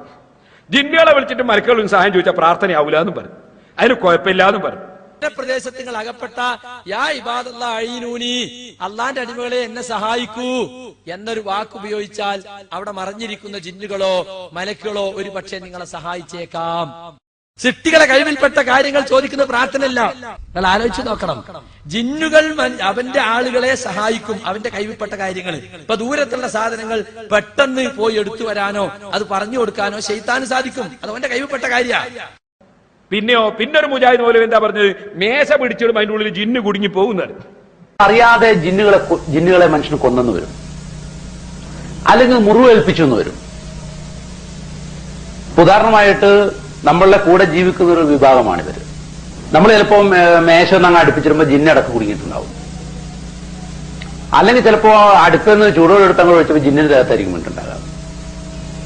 അല്ല തേങ്ങ വലിച്ചിട്ടപ്പോ ജിന്നിന്റെ പുറത്തായിരിക്കും വീണ്ടുണ്ടാകും. നമ്മൾ കാണുന്നില്ലല്ലോ. ഒരു സ്ത്രീക്ക് പ്രയാസം ചോദിച്ചാൽ എന്തിനാ എന്റെ മേത്ത് മീനിന്റെ വെള്ളം ഒഴിച്ചെന്നാണ് ചോദിച്ചു. ഈ സ്ത്രീ മീൻ കഴിയ വെള്ളം ഒഴിച്ച് ഇങ്ങനെ ഒഴിച്ചപ്പോ അവിടെ ജിന്ന് നിൽക്കുന്നത് സ്ത്രീ കാണാൻ കഴിയുന്നില്ലല്ലോ. ഇബ്നു തൈമിയ തന്നെ അദ്ദേഹത്തിന്റെ ഗ്രന്ഥം പറയേണ്ടത് അറിയാതെ ചൂടുവെള്ളം ഒഴിക്കുക. ആ സമയത്തൊക്കെ ഈ ജിന്നുകളുടെ ദേഹത്തിന് അവർ പ്രതികരിക്കും. അപ്പൊ ഇവര് നമ്മൾ കാണാതെയാണ് ചെയ്യുന്നതെന്ന് അവർ കരുതില്ല. ഇപ്പോ നമ്മുടെ ദേഹത്തിൽ ഒരാൾ മൂത്രമൊഴിച്ച് എങ്ങനെ ഉണ്ടാവും? ഇപ്പൊ ഒരു സ്ത്രീയെ ബാധിച്ചതിനെ കുറിച്ച് പറഞ്ഞതാ. സ്ത്രീ എന്ന് നേരെ പോയി മൂത്രമൊഴിച്ച് ജിന്ന് കിടന്നുറങ്ങുന്നുണ്ടായിരുന്നു കാക്കൂസിനകത്ത്. സുബ്ഹാനല്ലാഹ്. ഇതെല്ലാം കഴിഞ്ഞിട്ട് അവസാനം പറയാണ് പേരോട് കാഫിറാണ്, പേരോടെ കൊണ്ടുവരുന്നവരും കാഫിറാണ്. അതൊന്ന് വെച്ചു കൊടുത്താ മോനെ. ഒരു മുജാഹിദ് പ്രവർത്തകൻ വന്നിട്ട് അള്ളാനെ മാത്രം വിളിച്ചു പ്രാർത്ഥിക്കും പ്രസംഗിച്ച പോലെ കല്ലെറിയും. പേരോട് വന്ന് പ്രസംഗിച്ചാലോ ഉസ്താദിനെ തോളിങ്ങനെ ഏറ്റിട്ട് ഇങ്ങനെ കൊണ്ടു. അല്ല പറയാ ഒരു പരലോകത്തിൽ വിശ്വാസമില്ലാത്ത കാഫറുകളാണ്. അപ്പോ പരലോകത്തിൽ വിശ്വാസമില്ലാത്ത കാഫറുകളാണ് പേരോട് ഇങ്ങനെ കൊണ്ടുവന്ന ആള്. പിന്നെയോ നിങ്ങൾക്ക് കേൾക്കണോ? ബഹുമാനപ്പെട്ട ശിഹാബ് തങ്ങളെ സംബന്ധിച്ച് എന്താ പറഞ്ഞത് കേട്ടോ? ഷിർക്കിന്റെ മാർഗത്തിലൂടെ രോഗം മാറ്റാൻ ശ്രമിക്കുന്ന ആത്മീയ നേതാവെന്ന് സമസ്തക്കാർ കൊട്ടിഘോഷിക്കുന്ന സാക്ഷാൽ ഡേഷ് തങ്ങൾ പോലും കുഞ്ഞാലിക്കുട്ടി ഒരു പൊതുപരിപാടിയിൽ നിലവിളക്ക് കൊടുത്താതെ മാറിയുന്നത് വിവാദമായപ്പോൾ കുഞ്ഞാലിക്കുട്ടിയെ ന്യായീകരിക്കാൻ മുന്നോട്ട് വന്നിരുന്നു. അവ ശിഹാബ് തങ്ങൾ ഷിർക്കിന്റെ ആള്, തങ്ങന്മാരൊക്കെ ഷിർക്കിന്റെ ആള്, മുശ്രിക്കീങ്ങള്. അതേസമയത്ത് ഈ അഹമ്മദ് സാഹിബ് ഒരു പുസ്തകം എഴുതി. അതിൽ പാണക്കാട് തങ്ങളുടെ വീട്ടിൽ വെച്ച് പാണക്കാട് നേരത്തെ വഫാത്തായി പോയ പാണക്കാട് പൂക്കോയ തങ്ങൾ മഹാനവറുകളുടെ വീട്ടിൽ ബഹുമാനപ്പെട്ടവരുടെ വീട്ടിലുണ്ടായ അത്ഭുതകരമായ സംഭവങ്ങളാണ് അദ്ദേഹം അതിൽ പറയുന്നത്. സുബ്ഹാനല്ലാഹ്. പാണക്കാട് പൂക്കോയ തങ്ങളുടെ കറാമത്ത് കൊണ്ട് ഒരുപാട് രോഗങ്ങൾ മാറിയതാണ് ഈ അഹമ്മദ് സാഹിബ് ഞാൻ അറിയുന്ന നേതാക്കളെന്ന് ഈ പുസ്തകത്തിൽ പറയും. അതേസമയത്ത് ഇതേ മുജാഹിദ് എന്നെ തങ്ങൾ കാഫിറാണെന്ന് പറഞ്ഞ യോഗത്തിൽ ചിലപ്പോൾ ഉണ്ടാവും ഇതേ ഈ അഹമ്മദ് സാഹിബിനെ ചിലപ്പോൾ പോയിട്ട് പ്രസംഗിക്കുന്നുണ്ടാവും. നമുക്ക് അതിന്റെ വൈരുദ്ധ്യം മനസ്സിലാവുന്നില്ല. തങ്ങന്മാര് മുഴുവൻ മുസ്ലിക്കാണെന്ന് പറഞ്ഞ ആളുകളുടെ സമ്മേളനം എങ്ങനെ ഉദ്ഘാടനം ചെയ്യുന്നത് നമുക്ക് മനസ്സിലാവുന്നില്ല. ഇനി നിങ്ങൾക്ക് കേട്ടോ, മുഴുവൻ സുന്നി മുസ്ലിം അല്ല സക്കരിയ സലാഹി. ഇവിടെ അഹ്ലുസുന്നത്ത് വൽ ജമാഅത്തിന്റെ മൊത്തക്കുത്തക അവകാശപ്പെടുന്ന ഇവിടുത്തെ സമസ്തക്കാര് AP, EK, ആന, ടൈഗർ ഏതായിക്കോട്ടെ ഒരൊറ്റ ആൾക്കും തെളിയിക്കാൻ കഴിയില്ല റസൂലും സഹാബത്തും പഠിപ്പിച്ച ദീനിലാണ് അവർ നിലകൊള്ളുന്നത് എന്ന്. അപ്പൊ ഒരൊറ്റ ആളുകളും സുന്നികൾ എന്തെല്ലാം സാഹബത്തും പഠിപ്പിച്ചതില്ല. എന്നാ ബാലനെ പറ്റി ഒന്ന് പറയട്ടെ. ബാലൻ യഥാർത്ഥത്തിൽ ദൈവമേ രക്ഷിക്കണേ എന്ന് പറഞ്ഞ ബാലേട്ടനാണ് യഥാർത്ഥ മുസ്ലിം. മൊയ്തീൻ ശൈഖേ രക്ഷിക്കണേ എന്ന് പറഞ്ഞവനാണ് കാഫിർ. കേട്ടില്ലേ? ബാലേട്ടൻ മുസ്ലിം, മൊയ്തീൻ ശൈഖേ രക്ഷിക്കണേ എന്ന് പറഞ്ഞോ കാഫിർ. സുബ്ഹാനല്ലാഹ്. എനിക്കൊന്ന് കേൾക്കണോ? ഇതേ മൗലവി എന്നെ പറയുന്നത് മുഹമ്മദ് നബി സുന്നിയന് വഹാബി അല്ല എന്ന് വെച്ചു കൊടുത്താ നമ്മുടെ കഥ കഴിഞ്ഞല്ലോ. സത്യത്തിൽ നിങ്ങൾ ആലോചിച്ച് നോക്ക്, നബി സല്ലല്ലാഹു അലൈഹി വസല്ലം ഒരു വഹാബിയ അല്ലല്ലോ, അല്ലേ? അല്ലല്ലോ. നബി സല്ലല്ലാഹു അലൈഹി വസല്ലം ഒരു സുന്നിയായിരുന്നു. ഞാൻ ആ അഭിപ്രായക്കാരനാണ്. കേട്ടില്ലേ? അപ്പൊ നബി സല്ലല്ലാഹു അലൈഹി വസല്ലം തങ്ങൾ ഒരു സുന്നിയാണ്. മൂപ്പര അഭിപ്രായക്കാരൻ. എന്നാ ഞങ്ങൾ ആ നബിന്റെ അനുയായികളാണ്. ആ നബി ചുവപ്പ് കലർന്ന വെളുപ്പ് നിറമുള്ള ലോകത്ത് തുല്യതയില്ലാത്ത ഭംഗിയുള്ള നേതാവാണ്. ആ നബി സല്ലല്ലാഹു അലൈഹി വസല്ലം കയറിപ്പോയ ബുറാഖ് എന്ന വാഹനം കോടികൾ കൊടുത്താൽ കിട്ടാത്ത വാഹനവുമാണ്. എന്നാൽ മുജാഹിദിന്റെ നേതാവ് ആരാന്നൊന്ന് കേട്ടോളികൾ. വേറെ ഒന്നും കണ്ടിട്ടല്ല. ഞങ്ങളുടെ നേതാവ് AP അബ്ദുൽ ഖാദർ മെലിഞ്ഞ് കറുത്തിട്ടൊരു മനുഷ്യനാണ്. മെലിഞ്ഞ് കറുത്തിട്ടൊരു മനുഷ്യൻ ഊതിയ പറഞ്ഞു. അങ്ങനത്തെ ഒരു മനുഷ്യൻ. യാതൊരു ജാടയില്ല. തലപ്പാവിന്റെ ഊക്കില്ല, ജുബ്ബക്കുപ്പായത്തിന്റെ ഊക്കില്ല, അല്ലേ? കോടിക്കണക്കിന് ഉറുപ്പിന്റെ കാറില്ല, തക്ബീറുകളില്ല. നാടൻ മനുഷ്യൻ. അങ്ങനെ ഒരു നാടൻ മനുഷ്യന്റെ അനുയായികളാണ് ഞങ്ങളൊക്കെ, അല്ലേ? എന്നെ എങ്ങനെയായിപ്പോയത്? ഞങ്ങൾ അങ്ങനെ ഒരു നാടൻ മനുഷ്യന്റെ അനുയായിയേ അല്ല. ഞങ്ങള് ലോകത്തിന്റെ മുഴുവൻ നേതാവായ മുഹമ്മദ് റസൂലുള്ളാഹി സല്ലല്ലാഹു അലൈഹി വസല്ലം തങ്ങൾ അനുയായിയാണ്. അപ്പൊ നിങ്ങൾ ചോദിക്കും ഇങ്ങനെയൊക്കെ പറഞ്ഞാൽ പിന്നെ ഇവർക്കൊന്നും ഒരു വിഷയമില്ല. ഇവരെ പ്രസിഡന്റ് പറയുന്നത് തെറ്റും ശരിയും നിങ്ങൾ നോക്കണ്ട, ആഖിറത്തിലെത്തി നമ്മളായിക്കോളൂ. അതെന്ന് വെച്ചു കൊടുത്താൽ ബഹുമാനായ TP അബ്ദുൽ ഖാദർ മദനി നമ്മോട് സംസാരിക്കുന്നു. ഈ കാര്യം നാം പ്രത്യേകമായി ഓർക്കണം. നാം ഒരു പ്രതിസന്ധിയിലാണ്. നേതൃത്വത്തെ അംഗീകരിക്കാൻ നാം തയ്യാറാവുക. ആ നേതൃത്വം എടുത്ത തീരുമാനം അത് തെറ്റാണെങ്കിൽ ആ തെറ്റ് അവരിൽ ചുമത്താൻ നാം തയ്യാറാവുക. പരലോകത്തെ അള്ളാഹുവിന്റെ മുന്നിൽ റബ്ബേ ഇവർ പറഞ്ഞതിന്റെ അടിസ്ഥാനത്തിലാണ് ഞങ്ങൾ ഇതിനെ പിന്തുടർന്നത്, ഞങ്ങൾക്ക് അറിഞ്ഞുകൂടായിരുന്നു, ഈ പണ്ഡിതന്മാരാണ് ഞങ്ങൾ വഴിവേൽപ്പിച്ചത് എന്ന് നിങ്ങൾ പറയുക. അത് ഏറ്റെടുക്കാൻ കേരള ജമീഅത്തുൽ ഉലമ തയ്യാറാണ് എന്ന കാര്യം ഞാനിവിടെ പറയട്ടെ. കേട്ടില്ല നിങ്ങൾ ആഹ്റത്തിലും അള്ളാഹിനോട് പറയാൻ ഞങ്ങളെ പണ്ഡിത സംഘടന കേരള ജമീയത്തിനോട് പറഞ്ഞിട്ടാണ് ഏറ്റെടുക്കാൻ നമ്മൾ റെഡിയാണ്. ഭയങ്കര സ്വാധീനമായി ഇവർക്ക് പടച്ചോന്റെ അടുത്തിൽ. മഹസറയിൽ എന്താ സ്വാധീനം അറിയോ? എന്നാ ഇവർക്ക് ഒരു സ്വാധീനം ഉണ്ടാവില്ല എന്ന് മറ്റേ മൗലവി പറയട്ടെ. ഞങ്ങൾ ചൂണ്ടിക്കാണിച്ചു കൊടുത്തോണ്ടു ഞാൻ ഏറ്റോളും ഏൽക്കും. അവനാന്റെ കാര്യം തന്നെ അവിടെ കഷ്ടായിരിക്കും എന്നാ മറ്റേ മൗലവി പറയും. അതിന് കാരണമുണ്ട്, പ്രസിഡന്റിന് താടിയില്ല. അപ്പൊ ഇയാൾ പറയുന്നത് താടിയില്ലാത്തവരൊക്കെ വളരെ മോശക്കാരാണ് എന്നാണ് ഇയാളെ അഭിപ്രായം. ഇയാൾക്ക് ഭയങ്കര താടിയുണ്ട്, പക്ഷെ താടി ഉണ്ടായിട്ട് കാര്യമുണ്ടോ? ഈമാനും തഖ്വയും ഇല്ലാതെ താടി ഉണ്ടായിട്ട് കാര്യമുണ്ടോ? അങ്ങനെയാണെങ്കിൽ നമ്മുടെ കമ്മ്യൂണിസ്റ്റ് പാർട്ടിയുടെ ഒരു ജനറൽ സെക്രട്ടറി എന്തായാലും പേര് ഒരു സിംഗ്, നമ്മളെ പ്രധാനമന്ത്രിയോ മൂപ്പരും ദ്വാരപ്പിക്കാർക്ക് പറ്റൂ തോന്നുന്നു കണ്ടാൽ. താടിയുള്ളത് കൊണ്ട് മാത്രം മനുഷ്യൻ രക്ഷപ്പെടുവോ? ഈമാനും തഖ്വയും ഇല്ലാതെ? മതപരമായിട്ടാണ് ഞാൻ പറയുന്നത്, പ്രധാനമന്ത്രിയാവില്ല എന്നുള്ളതല്ല. ഇനി സുബ്ഹാനല്ലാഹ്, ഞാൻ നീട്ടുന്നില്ല. ഇവര് പറയുന്നത് സിനിമാ നടനെ കൊണ്ടുവരുന്നതിന് ഒരു കുഴപ്പമില്ല, തങ്ങന്മാരെ വർക്കത്തിന് കൊണ്ടുവരാൻ പറ്റൂല. തങ്ങന്മാരെയും പബ്ലിസിറ്റി കൊണ്ടുവരുന്നതിന് കുഴപ്പമില്ല, ഉദ്ഘാടനത്തിന് സിനിമാ നടനെയും കൊണ്ടുവരാൻ. ചില സ്ഥലത്തൊക്കെ സിനിമാ നടന്മാരെ കൊണ്ടുവരും, ആളെ കിട്ടാൻ വേണ്ടി കൊണ്ടുവരാം. ഒന്ന് മമ്മൂട്ടി, അടുത്ത മോഹൻലാൽ, രണ്ടുകൂട്ടർ നമ്മളെ കടയിൽ വരട്ടെ. പബ്ലിസിറ്റിക്ക് തങ്ങന്മാരെയും സിനിമാ നടന്മാരെയും ഒക്കെ കൊണ്ടുവരാം, രാഷ്ട്രീയ നേതാക്കാരെയും കൊണ്ടുവരാം. പബ്ലിസിറ്റിക്ക് സിനിമാ നടന്മാരെയും കൊണ്ടുവരാ, തങ്ങന്മാരെയും കൊണ്ടുവരാം. ബർക്കത്തൊന്നും ഉദ്ദേശിച്ചു പോകാൻ പറ്റൂല, അത് മാത്രം. അപ്പോ ഇനി അങ്ങോട്ട് നിങ്ങൾ ആലോചിച്ചോളി, മുജാഹിദിന്റെ ഏകദേശ പരിപാടിയും പബ്ലിസിറ്റിക്ക് ഇനി ഉണ്ടാകുക സിനിമാ നടന്മാരായിരിക്കും. പബ്ലിസിറ്റി വേണമല്ലോ ഇവർക്ക്. ഇനി നിങ്ങൾ കേട്ടോളി, ഒന്ന് ഒരു മിമ്പർ വന്ന് പ്രസംഗിക്കുന്നത് എന്താ പ്രസംഗിക്കറിയോ? കൂട്ടുപ്രാർത്ഥന നടത്തുന്നത് വ്യഭിചാരത്തെക്കാളും വലിയ തെറ്റാണ്. വ്യഭിചാരവും കള്ളൂടിയൊന്നും വലിയ പ്രശ്നമല്ല, അതിനെക്കാണൊക്കെ വലിയ തെറ്റെന്താണ്? കൂട്ടുപ്രാർത്ഥന നടത്തും കുനൂത്ത് തോന്നുന്നതും. അവൻ കൂടെ ഒന്ന് വെച്ചു കൊടുത്താ മോനെ. ഒരു തിന്മ ഒരാൾ വ്യഭിചരിക്കുന്നതിനേക്കാൾ, ഒരാൾ മദ്യപിക്കുന്നതിനേക്കാൾ, ഒരാൾ പലിശ കൊടുക്കുന്നതിനേക്കാൾ, ഒരാള് ഈ നിലക്ക് അധർമ്മം പ്രവർത്തിക്കുന്നതിനേക്കാൾ, അളവിലും ദുഃഖത്തിലും കൃത്രിമം പ്രവർത്തിക്കുന്നതിനേക്കാൾ പിശാചിന് ഏറ്റവും ഇഷ്ടം നമസ്കാരത്തിന് ശേഷമുള്ള കൂട്ടപ്രാർത്ഥനയാകുന്ന ബിദ്അത്ത്, സുബഹിക്ക് ശേഷമുള്ള കുനൂത്താകുന്ന ബിദ്അത്ത്. ഒരാൾ വ്യഭിചരിക്കുന്നതിനേക്കാൾ വലിയ തിന്മ. സുബ്ഹാനല്ലാഹ്, അൽഹംദുലില്ലാഹ്, അല്ലാഹു അക്ബർ. വ്യഭിചരിക്കുന്നതിനേക്കാളും വലിയ തെറ്റാണ് പോലും ഇത് കൂട്ടുപ്രാർത്ഥന നടത്തുന്നത്. ഫാത്തുൽ മുഅ്മിൻ സൈനുദ്ദീൻ മഖ്ദൂം റളിയല്ലാഹു അൻഹു വതഗ്മീനു മഅ്മൂമിൻ സമീഅ ദുആ ഇമാം, ഇമാമിന്റെ ദുആ കേൾക്കുന്ന മഅ്മൂമികൾ ആമീൻ പറയുന്നത് സുന്നത്താണ്. കൂട്ടുപ്രാർത്ഥന സുന്നത്താണ് എന്ന് പറയാ. സുബ്ഹാനല്ലാഹ്, നിങ്ങൾ കേൾക്കണോ? സമയമില്ല, എന്റെ സീഡികൾ ധാരാളം ഉണ്ട്, നിങ്ങൾ കേട്ടോളൂ, വായിച്ചോളൂ. ഇപ്പോൾ പുസ്തകങ്ങൾ വായിച്ചോളൂ, നമ്മുടെ മാസികകൾ വായിച്ചോളൂ. ഇപ്പൊ പറയാൻ സമയമില്ല, ശരിക്കും കേട്ടു നോക്കണം നിങ്ങൾ. ഒരു സീഡി ഉണ്ട്, കൂട്ടുപ്രാർത്ഥനയും കമ്മറ്റി സക്കാത്തും കൂട്ടുപ്രാർത്ഥനയും സെലഫിയുടെ നുണച്ചാക്കുകൾ എന്നതിന്റെ പേര്. അത് കേട്ടു നോക്കണം. അതിൽ ഞാൻ വിശദമായി പറഞ്ഞിട്ട് മൗലവിനെ കൊണ്ട് സമ്മതിപ്പിക്കുന്നുണ്ട് ആ കൂട്ടുപ്രാർത്ഥന. എന്നാ സഹോദരന്മാരെ, കൂട്ടുപ്രാർത്ഥന നടത്തിയ വ്യഭിചാരത്തിനെ കാണുമ്പോൾ തെറ്റ്. പിന്നെ അയാൾ പറഞ്ഞു കേട്ടില്ലേ, നിസ്കാരത്തിന്റെ ശേഷം കുനൂത്ത് ഓതുക. നിസ്കാരത്തിന്റെ ശേഷം ആരോ കുനൂത്ത് ഓതലുണ്ടോ? കുനൂത്തും കൂടി എപ്പാന്ന് മനസ്സിലാകാത്ത മൗലവി മെമ്പർമക്കരെ പിന്നെന്ത് കഥയാ പറയാൻ. എന്നിട്ടോ കുനൂത്ത് ഓതലോ 4 മദ്ഹബിലും സുന്നത്ത്. ഹനഫി മദ്ഹബിലും അതുപോലെ ഹംബലി മദ്ഹബിലും വിത്തറിൽ കുനൂത്ത് സുന്നത്ത്, മാലിക്കി മദ്ഹബിലും ഷാഫി മദ്ഹബിലും സുബഹിൽ കുനൂത്ത് സുന്നത്ത്. അങ്ങനത്തെ കുനൂത്ത് ഓതിയാല് അത് വ്യഭിചാരത്തിനെ വലിയ തെറ്റ്. നിങ്ങളൊന്ന് ആലോചിച്ച് നോക്ക്, എല്ലാ ഇമാമിങ്ങളും വ്യഭിചാരത്തിനെ വലിയ തെറ്റ് ചെയ്തവർ. മക്കയിലും മദീനയിലും കുനൂത്ത് ഇപ്പോ പോകുന്നുണ്ട് വിത്ത് നിസ്കാരത്തില്. അവരൊക്കെ വ്യഭിചാരത്തിനെ വലിയ തെറ്റ് ചെയ്തവർ. സ്വർഗത്തിൽ കിടക്കുന്ന ഒരു കൂട്ടർ ഇവരും. എന്താണ് ഇവർ സമുദായത്തിന് ചെയ്തത് നിങ്ങൾ ആലോചിക്കണം. സഹോദരന്മാരെ, നിങ്ങൾ മനസ്സിലാക്കണം. ഇതുകൊണ്ട് തന്നെ ഇവരുടെ ഒരു നേതാവ് പറയുന്നത് മുജാഹിദിനെയൊക്കെ അള്ളാൻ ഇപ്പൊ തീരെ വിലയില്ല, അതുകൊണ്ട് കടുത്ത അദാബായിരിക്കും അവർക്ക് ഉണ്ടാകുന്ന വേറൊരു മൗലവി. അവൻ കൂടെ ഒന്ന് വെച്ചാൽ തീർത്തില്ല. ഞാൻ സൂചിപ്പിച്ചത് മുജാഹിദ് പ്രസ്ഥാനത്തിൽ അള്ളാഹുവിനെ വേണ്ടി മാത്രം ജീവിക്കണമെന്ന് നാളിതുവരെ ജനങ്ങളോട് പറഞ്ഞ ആ പ്രസ്ഥാനത്തിന്റെ ആളുകൾക്ക് പോലും പടച്ചവനോട് അത്ര നന്ദി ചെയ്യേണ്ടതുണ്ടോ എന്ന ചോദ്യം ചെറിയ നിലക്കുണ്ടായതിന്റെ ഭാഗമാണ് സഹോദരന്മാരെ പടച്ച തമ്പുരാൻ പറഞ്ഞത് ഇന്ന അദാബി ലശദീദ്. പടച്ച തമ്പുരാന്റെ ശിക്ഷ കഠിനമാണ് കേട്ടോ. അതെന്നെ നമുക്കും പറയാനുള്ളത്. മുജാഹിദീങ്ങൾക്ക് ഉണ്ടായെന്ന് അയാൾ തന്നെ പറയുന്നു, നമ്മളാരും പറഞ്ഞോന്നല്ല. ഇനി ഞാൻ പറയട്ടെ, തബ്ലീഗ് ജമാഅത്തിന് ഒരു കൂട്ടരുണ്ട്. അവർക്ക് എന്താ കുഴപ്പമോ ചിലർക്ക് തോന്നലുണ്ടാവും. ഇത് തബ്ലീഗ് ജമാഅത്തിന്റെ വടകരുള്ള ഡോക്ടർ എഴുതിയൊരു ബുക്കാണ്. ഇതിനുള്ള ഒറ്റ വാചകം ഞാൻ നിങ്ങൾക്ക് കേൾവി. മുജാഹിദ് എന്താന്നൊക്കെ ഞാൻ സുമാർ പറഞ്ഞതല്ലോ. ഇയാൾ എന്താ മുജാഹിദിനെ പറ്റി മനസ്സിലാക്കിയത്, തബ്ലീഗുകാർ എന്താ മനസ്സിലാക്കിയത്? ഇതിൽ അയാൾ പറഞ്ഞൊരു വാചകം കൂടി ഞാൻ വായിക്കട്ടെ, കേട്ടോളി. തൗഹീദിന്റെ മാർഗദർശനങ്ങളുമായി ശിർക്കിനെ രൂക്ഷമായി എതിർത്തുകൊണ്ട് ത്യാഗനിർഭരമായ പ്രവർത്തന ശൈലിയിലൂടെ കേരളത്തിൽ അതിശക്തമായ രീതിയിൽ വേരാഴുന്ന ഇസ്ലാമിലെ പുരോഗമന വിഭാഗമാണ് മുജാഹിദ് പ്രസ്ഥാനം. വടകരയിലെ തബ്ലീഗ് ജമാഅത്തിന്റെ നേതാവ് ഡോക്ടർ എഴുതിയതാണ് ഈ പുസ്തകം, ഓർമ്മകളുടെ കയ്യൊപ്പ്. അവ മുജാഹിദീങ്ങൾ ശരിയായ തൗഹീദാണ് പോലും പഠിപ്പിക്കുന്നത്.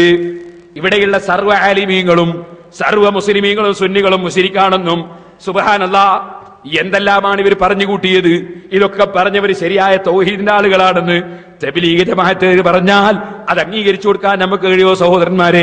അതുകൊണ്ട് ഞാൻ എന്റെ വാക്കുകൾ അവസാനിപ്പിക്കട്ടെ. നിങ്ങളൊക്കെ എഴുന്നേറ്റ് നിൽക്കണം. ഞാൻ ആദ്യം കൽപ്പിച്ച ആയത്തിന്റെ അർത്ഥം പറഞ്ഞ് ഞാൻ നിർത്തുന്നു. മൻകാന യുരീദുൽ ആജിലത അജ്ജൽനാ ലഹു ഫീഹാ മാ നശാഉ ലിമൻ നുരീദ്. അല്ലാഹു പറയുകയാണ്. എന്താ അല്ലാഹു പറയുന്നത്? ആരെങ്കിലും ഭൗതിക താല്പര്യം ഉദ്ദേശിച്ചുകൊണ്ട്, ആരെങ്കിലും സ്വാർത്ഥ താല്പര്യത്തിന് വേണ്ടി ഭൗതിക താല്പര്യം ഉദ്ദേശിച്ച് പ്രവർത്തിച്ചാൽ അജ്ജൽനാ ലഹു ഫീഹാ മാ നശാഉ ലിമൻ നുരീദ്. ദുനിയാവിൽ അവന് നമ്മൾ കൊടുക്കും. ദുനിയാവ് ഉദ്ദേശിച്ച് പ്രവർത്തിക്കുന്നവന് ചിലപ്പോൾ ദുനിയാവ് കൊടുക്കും. കള്ളത്തരീക്കത്തുകാർ പലരും കോടീശ്വരന്മാരാകുന്നില്ലേ?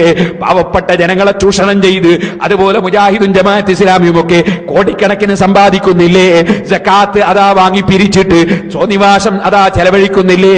പലിശ വാങ്ങിയിട്ട് അതുകൊണ്ട് ഇടപാട് നടത്തുന്നില്ലേ? അള്ളാഹനെ ഭയപ്പെടാതെ ധാരാളം പ്രവർത്തനങ്ങൾ നടത്തുന്നില്ലേ?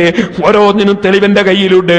ഞാൻ പറഞ്ഞു വരുന്നത്, അള്ളാഹ് പറയുന്നു ദുനിയാവ് ഉദ്ദേശിച്ചിട്ട് ഈ താൽക്കാലികമായ ലോകം ഉദ്ദേശിച്ച് വല്ലവനും പ്രവർത്തിച്ചാൽ അജ്ജൽനാ ലഹു ഫീഹാ മാ നശാഉ ലിമൻ നുരീദ്.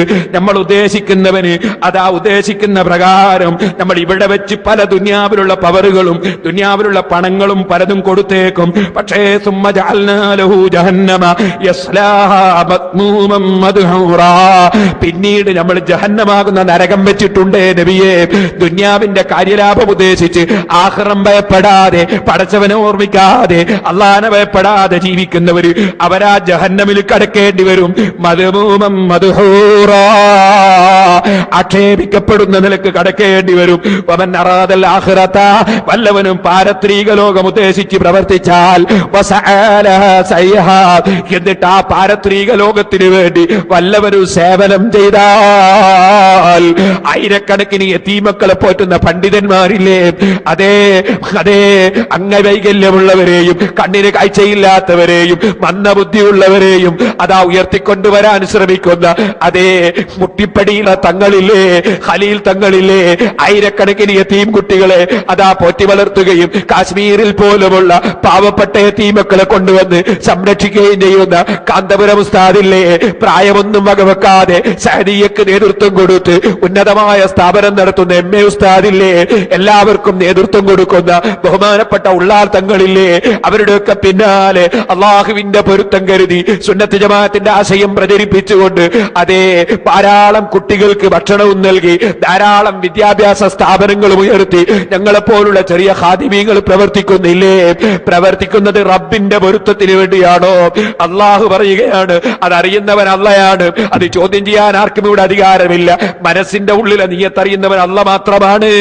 ആ അള്ളാഹുവിന്റെ വജീനെ കരുതി പ്രവർത്തിക്കുന്നവർക്ക് അള്ള പറയുന്നു ആഖിറം ഉദ്ദേശിച്ചുകൊണ്ട്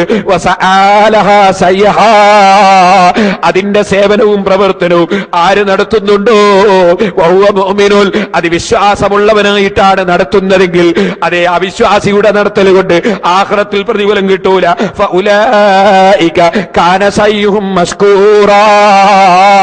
അവരുടെ സേവനങ്ങൾ നന്ദി ചെയ്യപ്പെടുന്ന സേവനങ്ങളാണ്. അവരുടെ പ്രവർത്തനങ്ങൾക്ക് പ്രതിഫലം നൽകപ്പെടുന്നതാണ്.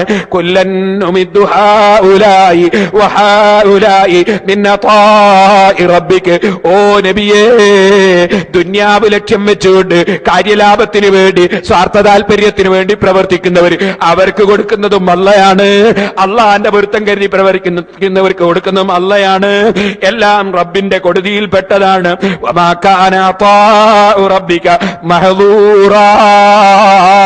റബ്ബിന്റെ കൊടുതി അത് തീർന്നു പോകുന്നതല്ല. കഴിയുന്നതല്ല, അതാർക്കും തന്നെ തടുക്കാൻ കഴിയുന്നതല്ല. ഓ സഹോദരാ, റബ്ബിന്റെ പൊരുത്തം കരുതി സംസാരിക്കുക, റബ്ബിന്റെ പൊരുത്തം കരുതി പ്രവർത്തിക്കുക, റബ്ബിന്റെ പൊരുത്തത്തിന് വേണ്ടി ജീവിക്കുക, റബ്ബിന്റെ പൊരുത്തത്തിന് വേണ്ടി മരിക്കുക, റബ്ബിന്റെ പൊരുത്തത്തിന് വേണ്ടി അധ്വാനിക്കുക. ദീനീ സ്ഥാപനങ്ങൾ ഉയർത്തിയെടുക്കാൻ നോക്കുക. തലശ്ശേരിയിൽ നമ്മുടെ ദാറുൽ അൽമാദ് അത് ഉയർത്തിക്കൊണ്ടുവരേണ്ട ബാധ്യത നമുക്കുണ്ട്. നിങ്ങളൊക്കെ സഹകരിക്കണം. അതുപോലെ നമ്മുടെ അലിഫ് നമുക്ക് ഉയർത്തിക്കൊണ്ടുവരേണ്ടതുണ്ട്. അതുപോലെ മറ്റ് സ്ഥാപനങ്ങൾ ഉയർത്തിക്കൊണ്ടുവരേണ്ടതുണ്ട്. അതിന് ഇടങ്കോലിടുന്ന ചില ആളുകളുണ്ട്. അള്ളാഹു ഒരു ഷർറിൽ നിന്ന് നമ്മുടെ സ്ഥാപനങ്ങളെ കാത്തുരക്ഷിക്കുമാറാകട്ടെ. അതുപോലെ നമ്മുടെ സർവ്വ സ്ഥാപനങ്ങളും ഉയർത്തിയെടുക്കണം. SYS-ന്റെ പ്രവർത്തനങ്ങൾ സജീവമായി നടക്കണം. SSF-ന്റെ പ്രവർത്തനങ്ങൾ സജീവമായി നടക്കണം. നമ്മുടെ സുന്നി വിദ്യാഭ്യാസ ബോർഡിന്റെ മദ്രസകൾ ധാരാളമായി ഉയരണം. അള്ളാഹുവിന്റെ ദീനിന്റെ പ്രവർത്തനങ്ങൾ നടക്കണം.